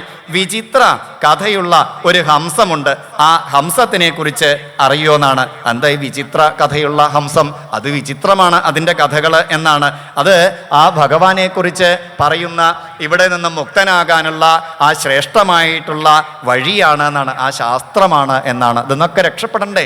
അപ്പോൾ അതിൽ നിന്ന് രക്ഷപ്പെടാനുള്ള, മുക്തനാക്കാനുള്ള അതിനുള്ള വഴിയെക്കുറിച്ച്, അതിനെക്കുറിച്ച് പറയുന്നതാണ് ഹംസം എന്നാണ്. ഹംസം എന്ന് എവിടെ കേട്ടാലും, ഈ സ്തുതിക്ക് ഒരു പേര് പറഞ്ഞു. എന്താ സ്തുതിയുടെ പേര്? ഹംസ ഗുഹ്യ സ്തോത്രം. ഹംസം എന്ന് പറഞ്ഞാൽ ഒരു ജീവിയെ കുറിച്ചിട്ടാണ് അവിടെ സൂചിപ്പിക്കുക. അതിനൊരു പ്രത്യേക കഴിവുണ്ട് എന്നാണ്. പാലിനെയും വെള്ളത്തിനെയും വേർതിരിക്കാൻ കഴിവുള്ള ഒരു ജീവിയാണ് എന്നാണ്. അപ്പൊ അതെന്താ? ഈ പാലും വെള്ളവും ഒരിക്കലൊന്നല്ല അവിടുത്തെ അർത്ഥം. ഇവിടെ ഒരിക്കലും ഭൗതികതയെ വളർത്താൻ വേണ്ടിയിട്ടുള്ള ഒന്നും ഭാഗവതത്തിൽ പറഞ്ഞിട്ടില്ല. അപ്പൊ എന്താ പാലും വെള്ളവും എന്ന് പറഞ്ഞാൽ? അത് ചുരുക്കത്തിൽ പറഞ്ഞു വന്നാൽ എത്തിച്ചേരുക ഈശ്വരനെയും ഈശ്വരനല്ലാത്ത വിഷയങ്ങളെയും തമ്മിൽ വേർതിരിച്ചറിയുക. കുറച്ചും കൂടി പറഞ്ഞു കഴിഞ്ഞാൽ നിത്യത്തിനെയും അനിത്യത്തിനെയും അറിയുക. നിത്യം എന്ന് പറഞ്ഞു കഴിഞ്ഞാൽ എന്താ? നിത്യമായിട്ടുള്ളത്, നശിക്കാത്തത്, നാശമില്ലാത്തത്. അനിത്യം എന്ന് പറഞ്ഞാൽ നാശമില്ലാത്തതിലേക്ക് എത്തിച്ചേരണം. നിത്യവും അനിത്യവും ഇതിൻ്റെ നേരെ വിപരീതം എന്നാണ്. അതായത് എന്നെന്നും നിലനിൽക്കുന്നതും നിലനിൽക്കാത്തതും. ചുരുക്കത്തിൽ എവിടെ എത്തിച്ചേരും? അവസാനം നാശമുള്ളവയിൽ പിടിച്ചിട്ടുള്ള ആ മനസ്സിനെ അവിടെ നിന്ന് വിടുതൽ ചെയ്തുകൊണ്ട് ആ നിത്യനായിട്ടുള്ള, സത്യനായിട്ടുള്ള ഭഗവാനിലേക്ക് എത്തിച്ചേരണം. ഇതിനെ കുറച്ചും കൂടി എന്തായി പറഞ്ഞാൽ നിത്യാനിത്യ വിവേകം എന്ന് പറയും. നാശമുള്ളതും നാശമില്ലാത്തതും. അപ്പൊ ഇതിൽ നിന്ന് നാശമുള്ളതിനെ നമുക്ക് മനസ്സിലാക്കാൻ സാധിച്ചാൽ ആ നാശമുള്ളതിൻ്റെ പിന്നിൽ പിടിക്കാതെ, ഇല്ലെങ്കിൽ അതിൽ ആകൃഷ്ടരാവാതെ നാശമില്ലാത്തതിൽ ആകൃഷ്ടരാവണം. ഇതിലേക്ക് എത്തിച്ചേരുന്ന അത്തരം കാര്യങ്ങൾ, അതാണ് വിചിത്ര കഥയുള്ള ആ ഹംസത്തിനെ കുറിച്ച് അറിയുമോ? ഇത് അറിയാതെ, ഈ ശാസ്ത്രത്തിനെ അറിയാതെ, ഈ വഴിയെ അറിയാതെ നിങ്ങൾ തപസ് ചെയ്തിട്ട് എന്താണ് കാര്യം? അത് സഫലമാവുമോ എന്നാണ്. അടുത്ത എന്താ? നല്ല മൂർച്ചയുള്ള ഒരു ചക്രം ഉണ്ടെന്നാണ്. അത് തിരിഞ്ഞുകൊണ്ടിരിക്കത്രേ. അതെന്താ തിരിഞ്ഞുകൊണ്ടിരിക്കുന്ന ഈ ചക്രം എന്ന് എവിടെ കേട്ടുവോ അവിടെയൊക്കെ ഭാഗവതം സൂചിപ്പിക്കുന്നത് സംസാര ചക്രത്തിനെയാണ്. തിരിഞ്ഞുകൊണ്ടിരിക്കുന്ന ഈ കാലചക്രം, അതിനോട് തിരിഞ്ഞുകൊണ്ടിരിക്കുന്ന ആ സംസാര ചക്രമാണെന്നാണ്. അത് കറങ്ങിക്കൊണ്ടേയിരിക്കുന്നതാണ്. അതെങ്ങനെ കറങ്ങിയ എന്താ ഉണ്ടാവുക? അത് നമ്മുടെ അനുഭവങ്ങൾ ആവർത്തിച്ചു കൊണ്ടിരിക്കും എന്നാണ്. കറക്കം വന്നു കഴിഞ്ഞാൽ എന്താ ഉണ്ടാവുക? അനുഭവങ്ങൾ ഇങ്ങനെ ആവർത്തിച്ചു കൊണ്ടിരിക്കും. നോക്കൂ, നമ്മുടെ ജീവിതത്തിലേക്ക് ഒന്ന് നോക്കിയാൽ മതി. ഇപ്പൊ നമ്മളിപ്പോൾ കുട്ടിയാവണ സമയത്ത് കൊണ്ടുപോയിട്ട് സ്കൂളിൽ ചേർത്തി. അപ്പോഴാണ് അച്ഛനും അമ്മയും കൊണ്ടുപോയിട്ട് സ്കൂളിൽ ചേർത്തി എന്നാണ്. അപ്പോൾ അതെന്താ വെച്ചാൽ അപ്പോഴത്തെ ഒരു ലക്ഷ്യം എന്താ വെച്ചാൽ എങ്ങനെയെങ്കിലും ആ 10ാം ക്ലാസ് ഒന്ന് കഴിഞ്ഞാൽ രക്ഷപ്പെട്ടു എന്നാണ്. അങ്ങനെ 10ാം ക്ലാസ് കഴിഞ്ഞപ്പോഴാണ് എവിടെ എത്തിയിട്ടില്ല എന്നാണ്. പിന്നെന്താണ് ആ പ്രീ ഡിഗ്രിയോ ഇല്ലെങ്കിൽ +2 എന്താ വെച്ചാൽ അത് കഴിഞ്ഞാൽ രക്ഷപ്പെട്ടു എന്നാണ്. പിന്നെ കുറച്ചുകൂടിയും പഠിച്ചു കഴിഞ്ഞാൽ ഒരു ഡിഗ്രിയോ അല്ലെങ്കിൽ ഒരു ഡിപ്ലോമ എന്തെങ്കിലും എടുത്തു കഴിഞ്ഞാൽ അവിടെ എത്തിക്കഴിഞ്ഞാൽ രക്ഷപ്പെട്ടു എന്നാണ്. അപ്പോഴാണ് മനസ്സിലാവുക ഇവിടെ ഒന്നും ആയിട്ടില്ല, ഒരു ജോലി കിട്ടിയാൽ സമാധാനമായി എന്നാണ്. പിന്നെയാണ് മനസ്സിലായ ഒരു വിവാഹം കഴിഞ്ഞാൽ പിന്നെ ഒരു കുട്ടികളുണ്ടായാൽ അങ്ങനെ പോവുകയാണ്. ഇനി കുറച്ച് കഴിഞ്ഞാൽ എന്താ ആഗ്രഹം? കുട്ടികളൊക്കെ ആയിക്കഴിഞ്ഞാൽ, സന്താനങ്ങളൊക്കെ ആയിക്കഴിഞ്ഞാൽ സമാധാനമായി എന്നാണ്. പിന്നെന്താണ്? ആ സന്താനത്തിന് കുട്ടിയെ ഒന്ന് സ്കൂളിൽ ചേർത്ത് കഴിഞ്ഞാൽ, ആ കുട്ടിയെ സ്കൂളിൽ ചേർത്ത് കഴിഞ്ഞാൽ എന്താ ഈ കുട്ടിയുടെ ഒരു SLC കഴിഞ്ഞാൽ രക്ഷപ്പെട്ടിരുന്നു എന്നാണ്. പിന്നെ നേരത്തെ ഒരു SLC കഴിയലുണ്ടായിരുന്നു. ആരുടെ ആയിരുന്നു അത്? സ്വന്തം അല്ലേ? ഇപ്പൊ ആരുടെ SLC കഴിയലായി? കുട്ടിയുടെ ആയി. പിന്നെ ആ കുട്ടിക്ക് ഒരു ജോലി കിട്ടിയാൽ, ആ കുട്ടിക്ക് ഒരു വിവാഹം കഴിഞ്ഞാൽ, ആ കുട്ടിക്ക് ഒരു കുട്ടി ഉണ്ടായാൽ, ഇങ്ങനെ ഉണ്ണിയുണ്ടായി വേൾപ്പിച്ചതിലൊരു ഉണ്ണിയുണ്ടായി കണ്ടാവൂ. അപ്പോൾ ഇതിൻ്റെ ഇടയിൽ എന്താ സംഭവിക്കുന്നത്? ഇത്തമോരൊന്നു ചിന്തിച്ചിരിക്കവേ അങ്ങോട്ട് പോണു അല്ലേ? പാവം ശിവ. അതാണ് ഇതിവിടെ എന്താ ഉണ്ടായത്? ഒക്കെ ആവർത്തനങ്ങളാണ് എന്നാണ്. അല്ലെങ്കിൽ എവിടെ നോക്കിയാലും നമുക്ക് ഈ ആവർത്തനം കാണാം. ഒരു ആശുപത്രിയുടെ പടിക്കൽ ചെന്ന് നോക്കിയാൽ കാണാം. എന്താണ്? ഒരു കാറിൽ ഒരാൾ ഗർഭിണിയായിട്ടുള്ള ഒരു സ്ത്രീ വരുന്നു. അങ്ങേ പുറത്തു കൂടെ എന്താ ഉണ്ടാവണ? നീല ലൈറ്റിട്ട് ആംബുലൻസിൽ വേറൊരു വഴിയിലൂടെ വെള്ള വസ്ത്രത്തിൽ പുതച്ചിട്ട് വേറൊരു വണ്ടിയിൽ വേറൊരാൾ പോണു അല്ലേ? അവിടെ എന്താ ഉണ്ടായത്? ഇതിങ്ങനെ ജനനം മരണം അനുഭവങ്ങൾ ഇങ്ങനെ കറങ്ങിക്കൊണ്ടിരിക്കുന്ന ആ ശക്തി അതെന്താണ്? ഈ ദുഃഖവും ദുരിതങ്ങളും ഒക്കെ നിറഞ്ഞിട്ടുള്ള ഈ സംസാര ജീവിതത്തിനെയാണ് അവിടെ പറഞ്ഞിട്ടുള്ളത് എന്ന് അവർക്ക് മനസ്സിലായി എന്നാണ്. ഇനി അവസാനത്തെ ചോദ്യമായി 10ാമത്തെ ചോദ്യം എന്താ? ഈ പിതാവിനെ അറിയില്ലേ? പിതാവിൻ്റെ ആജ്ഞയെ അറിയില്ലേ? ഇങ്ങനെ കറങ്ങിക്കൊണ്ടിരുന്നാൽ മതിയോ? ഇതെന്ന് എന്ത് വേണം? രക്ഷ വേണം. ഈ രക്ഷപ്പെടാനുള്ള വഴി എവിടെ പറഞ്ഞിട്ടുള്ളത്? വേദത്തിൽ പറഞ്ഞിട്ടുണ്ട് എന്നാണ്. ആ വേദത്തിനെ നിങ്ങൾക്കറിയുമോ? വേദം എന്ന് എവിടെയെങ്കിലും കേൾക്കുമ്പോഴേക്കും ആ തടിച്ച ബുക്കാണെന്ന് വിചാരിക്കണ്ട. വേദം എന്ന് പറഞ്ഞാൽ എന്താണ്? അറിവാണെന്നാണ്. ഏതാണ് അറിവ്? നമുക്കിവിടെ ഒരുപാട് അറിവുകളുണ്ട്. നമ്മുടെ ഋഷീശ്വരന്മാരുടെ കണക്കിൽ അറിവ് എന്ന് പറഞ്ഞാൽ എന്താണ്? ഭഗവാനെ കുറിച്ചിട്ടുള്ള അറിവിനെയാണ് അറിവ് എന്ന് പറയുന്നത്. ആ ഭഗവാനെ കുറിച്ച് അറിയുമോ? ആ ഭഗവാനെ കുറിച്ച് പറയുന്ന ശാസ്ത്രത്തിനെ അറിയുമോ? ഇതാണ് ആ ചോദ്യത്തിൻ്റെ ഉത്തരം എന്നുള്ളത് അവർ എങ്ങനെ മനസ്സിലാക്കി? ചിന്തിച്ച് മനസ്സിലാക്കി എന്നാണ്. അവരിതൊക്കെ ചിന്തിച്ച് മനസ്സിലാക്കി. പിന്നെ അവർ തിരിച്ചു വന്നതൊന്നുമില്ല. അവര് മുക്തരായി എന്നാണ്. ഇപ്പൊ ഈ പോയ ആൾക്കാർ തിരിച്ചു വന്നില്ല. അപ്പൊ ദക്ഷൻ എന്ത് ചെയ്തു? ദക്ഷൻ പിന്നെയും സൃഷ്ടി ചെയ്തു എന്നാണ്. അതില് ശബളാശ്വരന്മാരെന്നാണ് പിന്നീടുണ്ടായ കുട്ടികളെ പറയുക. അപ്പോഴേക്കും എണ്ണം കുറച്ച് കുറഞ്ഞു. അത് 1000 ആയി എന്നാണ്. ശബളാശ്വരന്മാരോട് പറഞ്ഞു, അതെ, നിങ്ങളൊരു കാര്യം സൃഷ്ടി നടത്തിയിട്ട് ഈ ലോകത്തിൽ ആ പ്രജകളെ ധാർമ്മികമായി സംരക്ഷിച്ചുകൊണ്ട് അങ്ങനെ ജീവിക്കും. സൃഷ്ടി നേരെയാവണമെങ്കിൽ എന്തു വേണം? ഈശ്വരനെ ആരാധിക്കൂ. ആദ്യം തപസ് ചെയ്യൂ. തപസ് ചെയ്തിട്ട് ആ ഭഗവത് പ്രസാദത്തോടു കൂടിയിട്ട് വന്നിട്ട് എന്ത് ചെയ്യൂ? എല്ലാ കർമ്മങ്ങളും നിങ്ങളുടെ സഫലമാക്കട്ടെ എന്നും പറഞ്ഞുകൊണ്ട് അവരെയും ദക്ഷൻ തപസ്സിനായിട്ട് അയച്ചു. നാരദന് മനസ്സിലായി ഇങ്ങനെ കുറച്ച് ആൾക്കാർ ആദ്യം എന്തിനു വന്നിട്ടുണ്ട്? തപസ്സിന് വന്നിട്ടുണ്ട് എന്ന് മനസ്സിലായി. നാരദൻ അവരെയും അനുഗ്രഹിക്കണം എന്ന് വിചാരിച്ചു. നാരദൻ വന്നു, ഇവരെ കണ്ടു, ഇവരോട് ഇതേപോലെ ചോദിച്ചു. 10 ചോദ്യങ്ങൾ ചോദിക്കുകയാണ്. നിങ്ങൾക്ക് ഈ വക കാര്യങ്ങൾ അറിയുമോ? ഈ വക കാര്യങ്ങൾ അറിയാതെ തപസ് ചെയ്തിട്ട് എന്താണ് കാര്യം എന്ന് പറഞ്ഞിട്ട് നാരദൻ ഇവരോട് ഇതേ ചോദ്യങ്ങൾ ചോദിച്ചു. അവരും ഇതേപോലെ സ്വന്തം ചിന്ത ചെയ്തുകൊണ്ട് കാര്യങ്ങൾ മനസ്സിലാക്കി അവരും മുക്തരായി എന്നാണ്. ഭാഗവതം പറയും, അതിമനോഹരമായിട്ടുള്ളൊരു ഉപമ പറയും അവിടെ. പശ്ചിമായാമിനീരിവ, ഇവര് കഴിഞ്ഞ രാത്രികൾ തിരിച്ചു വരാത്തതുപോലെ ഇവർ എങ്ങനെയായി? മുക്തരായി. ആ നാരദൻ്റെ ഉപദേശം കൊണ്ട് ഈ ചോദ്യങ്ങളൊക്കെ ഇട്ട് കാര്യങ്ങൾ മനസ്സിലാക്കിക്കൊണ്ട് എന്നാണ്. പിന്നീടാണ് ഒരിക്കൽ ഈ നാരദനും അതുപോലെ തന്നെ ദക്ഷനും കൂടി കണ്ടുമുട്ടണ സമയത്ത് ദക്ഷന് നാരദനോട് ഒരുപാട് കോപം തോന്നുകയാണ്. തൻ്റെ ഇത്രയും കുട്ടികളെ ഈ വഴിയിലൂടെ ദക്ഷൻ എന്ത് ചെയ്തു? വഴി മാറ്റി വിട്ടു എന്നാണ്. അല്ലയോ നാരദ, അങ്ങ് ചെയ്തത് ശരിയായില്ല. ദക്ഷൻ നാരദനോട് പറയണം, കുറച്ച് കോപത്തിലാണ് പറയുന്നത്, അങ്ങ് ചെയ്തത് ശരിയായില്ല. ശരിക്കും ഇവിടെ ഒരു ജന്മം കിട്ടിക്കഴിഞ്ഞാൽ 3 കടങ്ങൾ വീട്ടാനുണ്ടെന്നാണ്. ആ 3 കടങ്ങൾ വീട്ടാൻ എന്നെ അങ്ങ് അനുവദിച്ചില്ല. ഏതൊക്കെയാണ് 3 കടങ്ങൾ? ഋഷികടം, ദേവകടം, പിതൃകടം. ഈ 3 കടങ്ങൾ എങ്ങനെയാണ് വീട്ടുക? അല്ലേ, നമ്മളൊക്കെ കടത്തോട് കൂടിയിട്ടാണ് ജനിക്കണത് എന്നാണ്. ഈ കടം വീട്ടിയിട്ട് പോണം, ഇല്ലെങ്കിൽ എന്താ കടം വീട്ടാൻ പിന്നെയും വരേണ്ടി വരും എന്ന് ഭാഗവതം മറ്റൊരു സ്ഥലത്ത് പറയും. അപ്പൊ ഇവിടെ പറയണ എന്നെ സംബന്ധിച്ചിട്ട് ഈ കടങ്ങൾ വീട്ടാൻ അങ്ങ് എന്നെ അനുവദിച്ചില്ല. ഋഷികടം വീട്ടണമെങ്കിൽ എന്ത് വേണം? ഋഷീശ്വരന്മാർ എഴുതി വെച്ചിട്ടുള്ള ഇത്തരം വേദവും പുരാണവും ഇതിഹാസവും ഒക്കെ പഠിക്കുക, പഠിപ്പിക്കുക, ഇതൊക്കെ ചെയ്യണം. കാരണം അവര് ഒരുപാട് കഷ്ടപ്പെട്ടിട്ടാണ് ഇനി വരുന്ന തലമുറകൾ എങ്ങനെയെങ്കിലും നേരെ ആയിക്കോട്ടെ എന്ന് വിചാരിച്ചിട്ടാണ് ഇത്തരം കാര്യങ്ങൾ എഴുതി വെച്ചിട്ടുള്ളത്. അതൊക്കെ അവരോട് നമുക്കൊരു കടപ്പാടുണ്ട്. എന്താണ് ആ കടപ്പാട്? അല്പസമയമെങ്കിലും അതൊക്കെ അറിയാൻ വേണ്ടിയിട്ട് ശ്രമിക്കുക, അറിഞ്ഞത് മറ്റുള്ളവർക്ക് പറഞ്ഞു കൊടുക്കാൻ വേണ്ടിയിട്ട് ശ്രമിക്കുക. ഇങ്ങനെയൊക്കെ വേണം എന്ന് ഋഷികടം വീട്ടാൻ വേണ്ടിയിട്ട്. അടുത്തത് ദേവകടമാണ്. യജ്ഞങ്ങളെ കൊണ്ടാണ് ദേവകടം നമ്മൾക്ക് വീട്ടേണ്ടത്. അതുപോലെ തന്നെ അടുത്ത എന്താ? പിതൃകടമാണ്. അതെങ്ങനെ പിതൃകടം വീട്ടുക? നല്ല സന്തതികൾ, അവരെ നല്ല രീതിയിൽ വളർത്തുക, അവരിലൂടെ ഈ ലോകത്തില് ധാർമ്മികരാക്കാൻ വേണ്ടിയിട്ട്, മറ്റുള്ളവരെ ധാർമ്മികരാക്കാൻ വേണ്ടിയിട്ട് ശ്രമിക്കുക.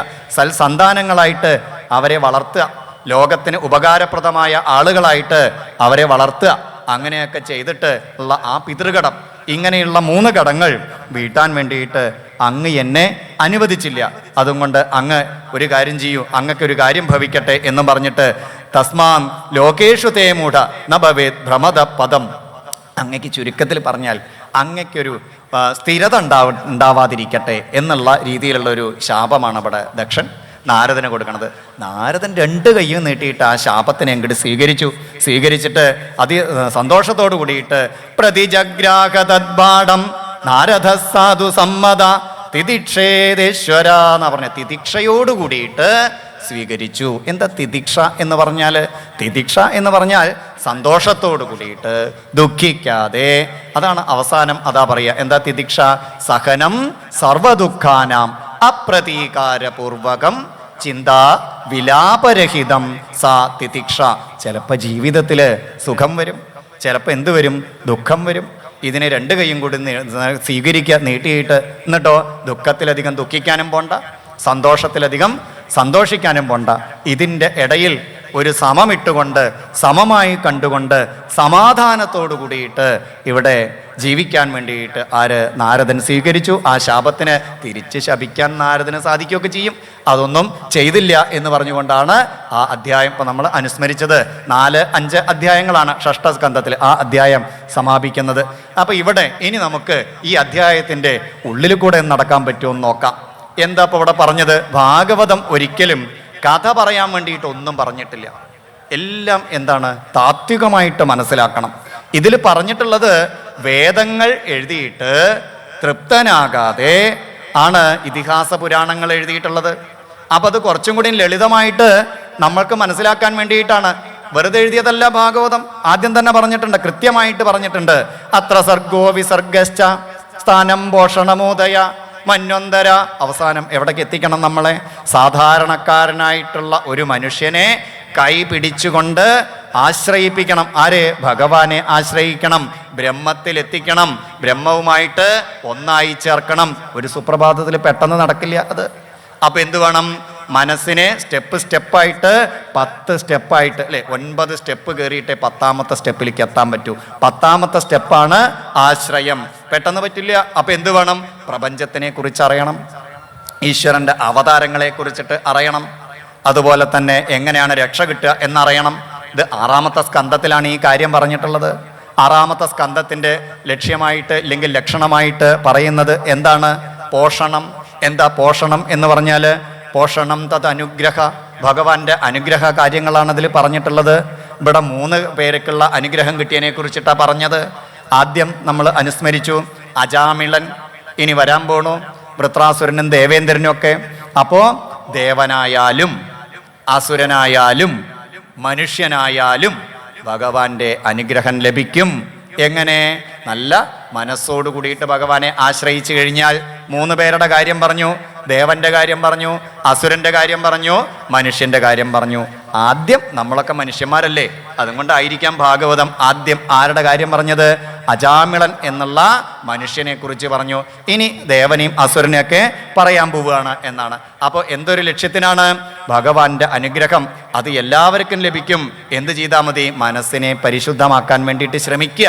അപ്പോൾ ഭഗവാൻ നമ്മളെ പരിശുദ്ധരാക്കിയിട്ട് കൈപിടിച്ചിട്ട് നമ്മളെ ഭഗവത് പദത്തിലേക്ക് എത്തിക്കും എന്ന് കൃത്യമായിട്ട് പറയുന്ന തെറ്റ് ചെയ്തവനാണെങ്കിലും അല്ലേ അജാമിളൻ പരീക്ഷത്തിന് പറഞ്ഞു കൊടുക്കുകയാണ്. പരീക്ഷിത്തും ഒരു തെറ്റ് ചെയ്തിട്ടുണ്ട് അല്ലേ? എന്താ? പാമ്പിനെ പിടിച്ചിട്ട് അല്ലേ കഴുത്തിലിട്ടിട്ടുണ്ട്. പക്ഷെ ഭാഗവതം അവസാനം പറയും ഏതാണ് ആ പാമ്പ്? സംസാര സർപ്പം. അതാണ് അവസാനത്തെ അധ്യായത്തിൽ അവസാന ഭാഗത്ത് എന്താ പറയുക? പരീക്ഷത്തിനെ സംസാര സർപ്പത്തിൽ നിന്ന് രക്ഷിക്കാൻ വേണ്ടിയിട്ട് ശ്രീശുക ബ്രഹ്മർഷി പറഞ്ഞു കൊടുത്തിട്ടുള്ള ഈ ഭാഗവതം, ആ ഭാഗവതം അപ്പൊ എന്താണ്? കൃത്യമായിട്ട് സംസാര സർപ്പം നമ്മളെ സംസാര സർപ്പത്തിന്റെ കടി ഏൽക്കാതിരിക്കാൻ വേണ്ടി പരീക്ഷത്തിനെ സർപ്പം കടിക്കുകയൊക്കെ ചെയ്തു. പക്ഷെ കടിച്ചപ്പോഴേക്കും പരീക്ഷിത്ത് ഒരു ഭാവത്തിലേക്ക് എത്തി. ഏതാണ് ആ ഭാവം?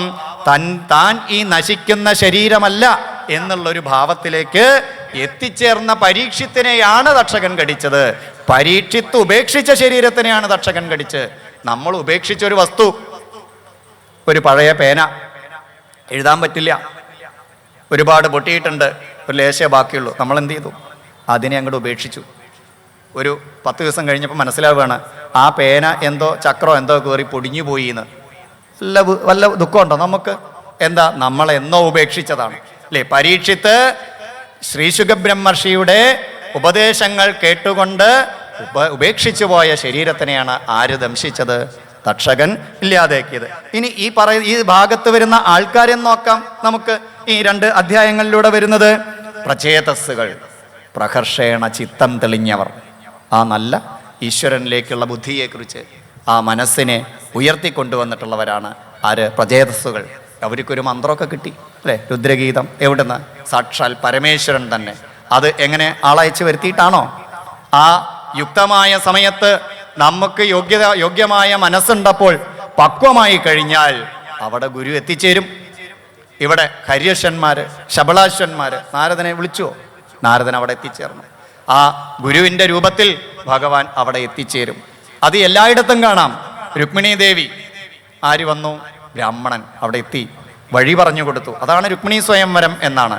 5 ഇന്ദ്രിയങ്ങളുടെ തടവിലകപ്പെട്ടിട്ടുള്ള ഒരു ജീവനെ ആ തത്വത്തിനെ ഉയർത്തിക്കൊണ്ട് അതിനെ ഉണർത്തിക്കൊണ്ട് ഭഗവാനിലേക്ക് എത്തിച്ചു. ഇവിടെയും അതാണ്. ആ തത്വത്തിനെ മനസ്സിലാക്കിക്കൊണ്ട് ഹര്യശ്വന്മാരെയും ശബളാശ്വന്മാരെയും, രണ്ടാമത് 1000 ആൾക്കാർക്ക് ശബളാശ്വന്മാരെന്നാണ് പറഞ്ഞത്. എന്താ ഈ 1000 പറയുന്നത്? ഈ ബുദ്ധിയുടെ ഇല്ലെങ്കിൽ ആ ബുദ്ധിയുടെ വൃത്തികളാണ്, ബുദ്ധിവൃത്തികളാണ്. രണ്ടാമതായപ്പോഴേക്കും കുറച്ചും കൂടി സാത്വികരായി. ഇനി ആ പഞ്ചജനപുത്രിയായിട്ടുള്ള അസിഗ്നി എന്താ? 5 എവിടെ കേട്ടോളൂ? ഒരുപാട് കാര്യങ്ങളുണ്ട്. നമ്പർ എവിടെ കേട്ടോളൂ? ഒരുപാട് കാര്യങ്ങൾ ഇവിടെ ഒളിപ്പിച്ചു വെച്ചിട്ടുണ്ട്. ഈ പഞ്ചഭൂതാത്മകമായിട്ടുള്ള ഈ ശരീരം, അതിൽ നിന്നുണ്ടായിട്ടുള്ള അസിഗ്നി ഒരിക്കലും തലനരയ്ക്കാത്തവളാണ് അത്ര അവൾ. വാക്കിൻ്റെ അർത്ഥം അതാണെന്നാ പറയുക. എന്താ തലനരയ്ക്കാത്തത്? മോഹങ്ങളാണെന്നാണ്. അത് ഏത് സമയത്തും ഉണ്ടാവും എന്നാണ്. നമുക്ക് തലനരയ്ക്കും, വാർദ്ധക്യം വരും. പക്ഷെ ആരൊക്കെ വരില്ല? അവർക്ക് വരില്ല അല്ലേ? ഇപ്പോൾ ശങ്കരാചാര്യരുടെ ഒരു കീർത്തനത്തിൽ പറയും വടി പിടിച്ചിട്ടാണ് നടക്കുന്നത്. പിന്നെയോ പല്ലാണെങ്കിൽ കൊഴിഞ്ഞിട്ടുണ്ട്. അംഗങ്ങളിതം വലിതം തുണ്ടം, അങ്ങനെ പണ്ട് അവസാനം എന്താ പറയുക? വൃദ്ധോയാതി ഗൃഹീത്വാദണ്ഡം. വടി പിടിച്ചിട്ടാണ് നടക്കുന്നത്. പക്ഷേ തദപിനമുഞ്ചത്യാശാപിൺ, ആ മനസ്സിന്റെ ആഗ്രഹങ്ങൾക്ക് ഒരു കുറവുമില്ല എന്നാണ്. ഏത് കാലത്തും തലനരയ്ക്കാത്തവളാണ് ആര്? അസിഗ്നി. ആഗ്രഹങ്ങൾ അത് തന്നെ ഗജേന്ദ്രമോക്ഷത്തിൽ കാണാം. അവിടെ ഒരു പൊയ്കയുടെ പേര് ഋതുമത്ത് എന്നാണ്. എല്ലാ ഋതുക്കളിലും പൂക്കൾ ഉണ്ടാവുന്നത്. അതെന്താ? ഈ മാറ്റമില്ലാത്ത, നശിക്കാത്ത, ഒരിക്കലും മതിയാകാത്ത ആഗ്രഹങ്ങളാണ് എന്നാണ്. അതും ആരായിട്ടാ വന്ന്? പഞ്ചജനന്റെ പുത്രിയായിട്ടെന്നാണ്. ഇനി ആ അഘമർഷണം, തീർത്ഥം, എന്താ? പാപത്തിനെ ഇല്ലാതാക്കുന്ന ആ തീർത്ഥസ്ഥാനത്തിൽ. അതുപോലെ തന്നെ ഭഗവാൻ പ്രത്യക്ഷപ്പെട്ടത് എവിടെയാണ്? ഗരുഡോഭരി. എന്താ ഗരുഡൻ? ഗരുഡൻ എന്ന് പറഞ്ഞാല് ഗജേന്ദ്രമോക്ഷത്തിലാണ് കൃത്യമായിട്ട് പറയുക ചന്തോമയേന ഗരുഡേന എന്നാണ്. എന്താ ചന്തോമയം? ഉപനിഷത്ത് പ്രതിപാദ്യമായിട്ടുള്ള അറിവാണ്. അപ്പൊ ഭഗവാൻ ഗരുഡന്റെ പുറത്ത് വന്നു എന്ന് പറഞ്ഞാൽ നമ്മൾ എന്ത് മനസ്സിലാക്കണം? ഈ ജ്ഞാനത്തിന്റെ പുറത്താണ്, ജ്ഞാനഗമ്യ.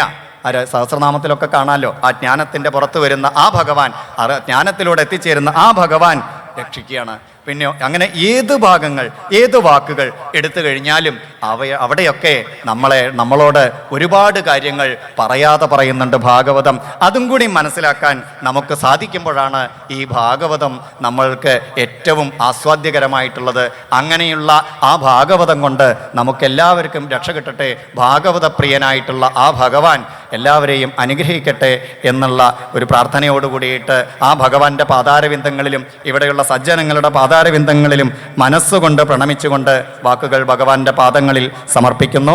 കായേന വാചാ മനസേന്ദ്രിയർവാ ബുദ്ധ്യാത്മനാ വാ പ്രകൃതി സ്വഭാവാത് കരോമി യദ്യത് സകലം പരസ്മൈ നാരായണായേതി സമർപ്പയാമി. നമഃ പരമർഷിഭ്യോ.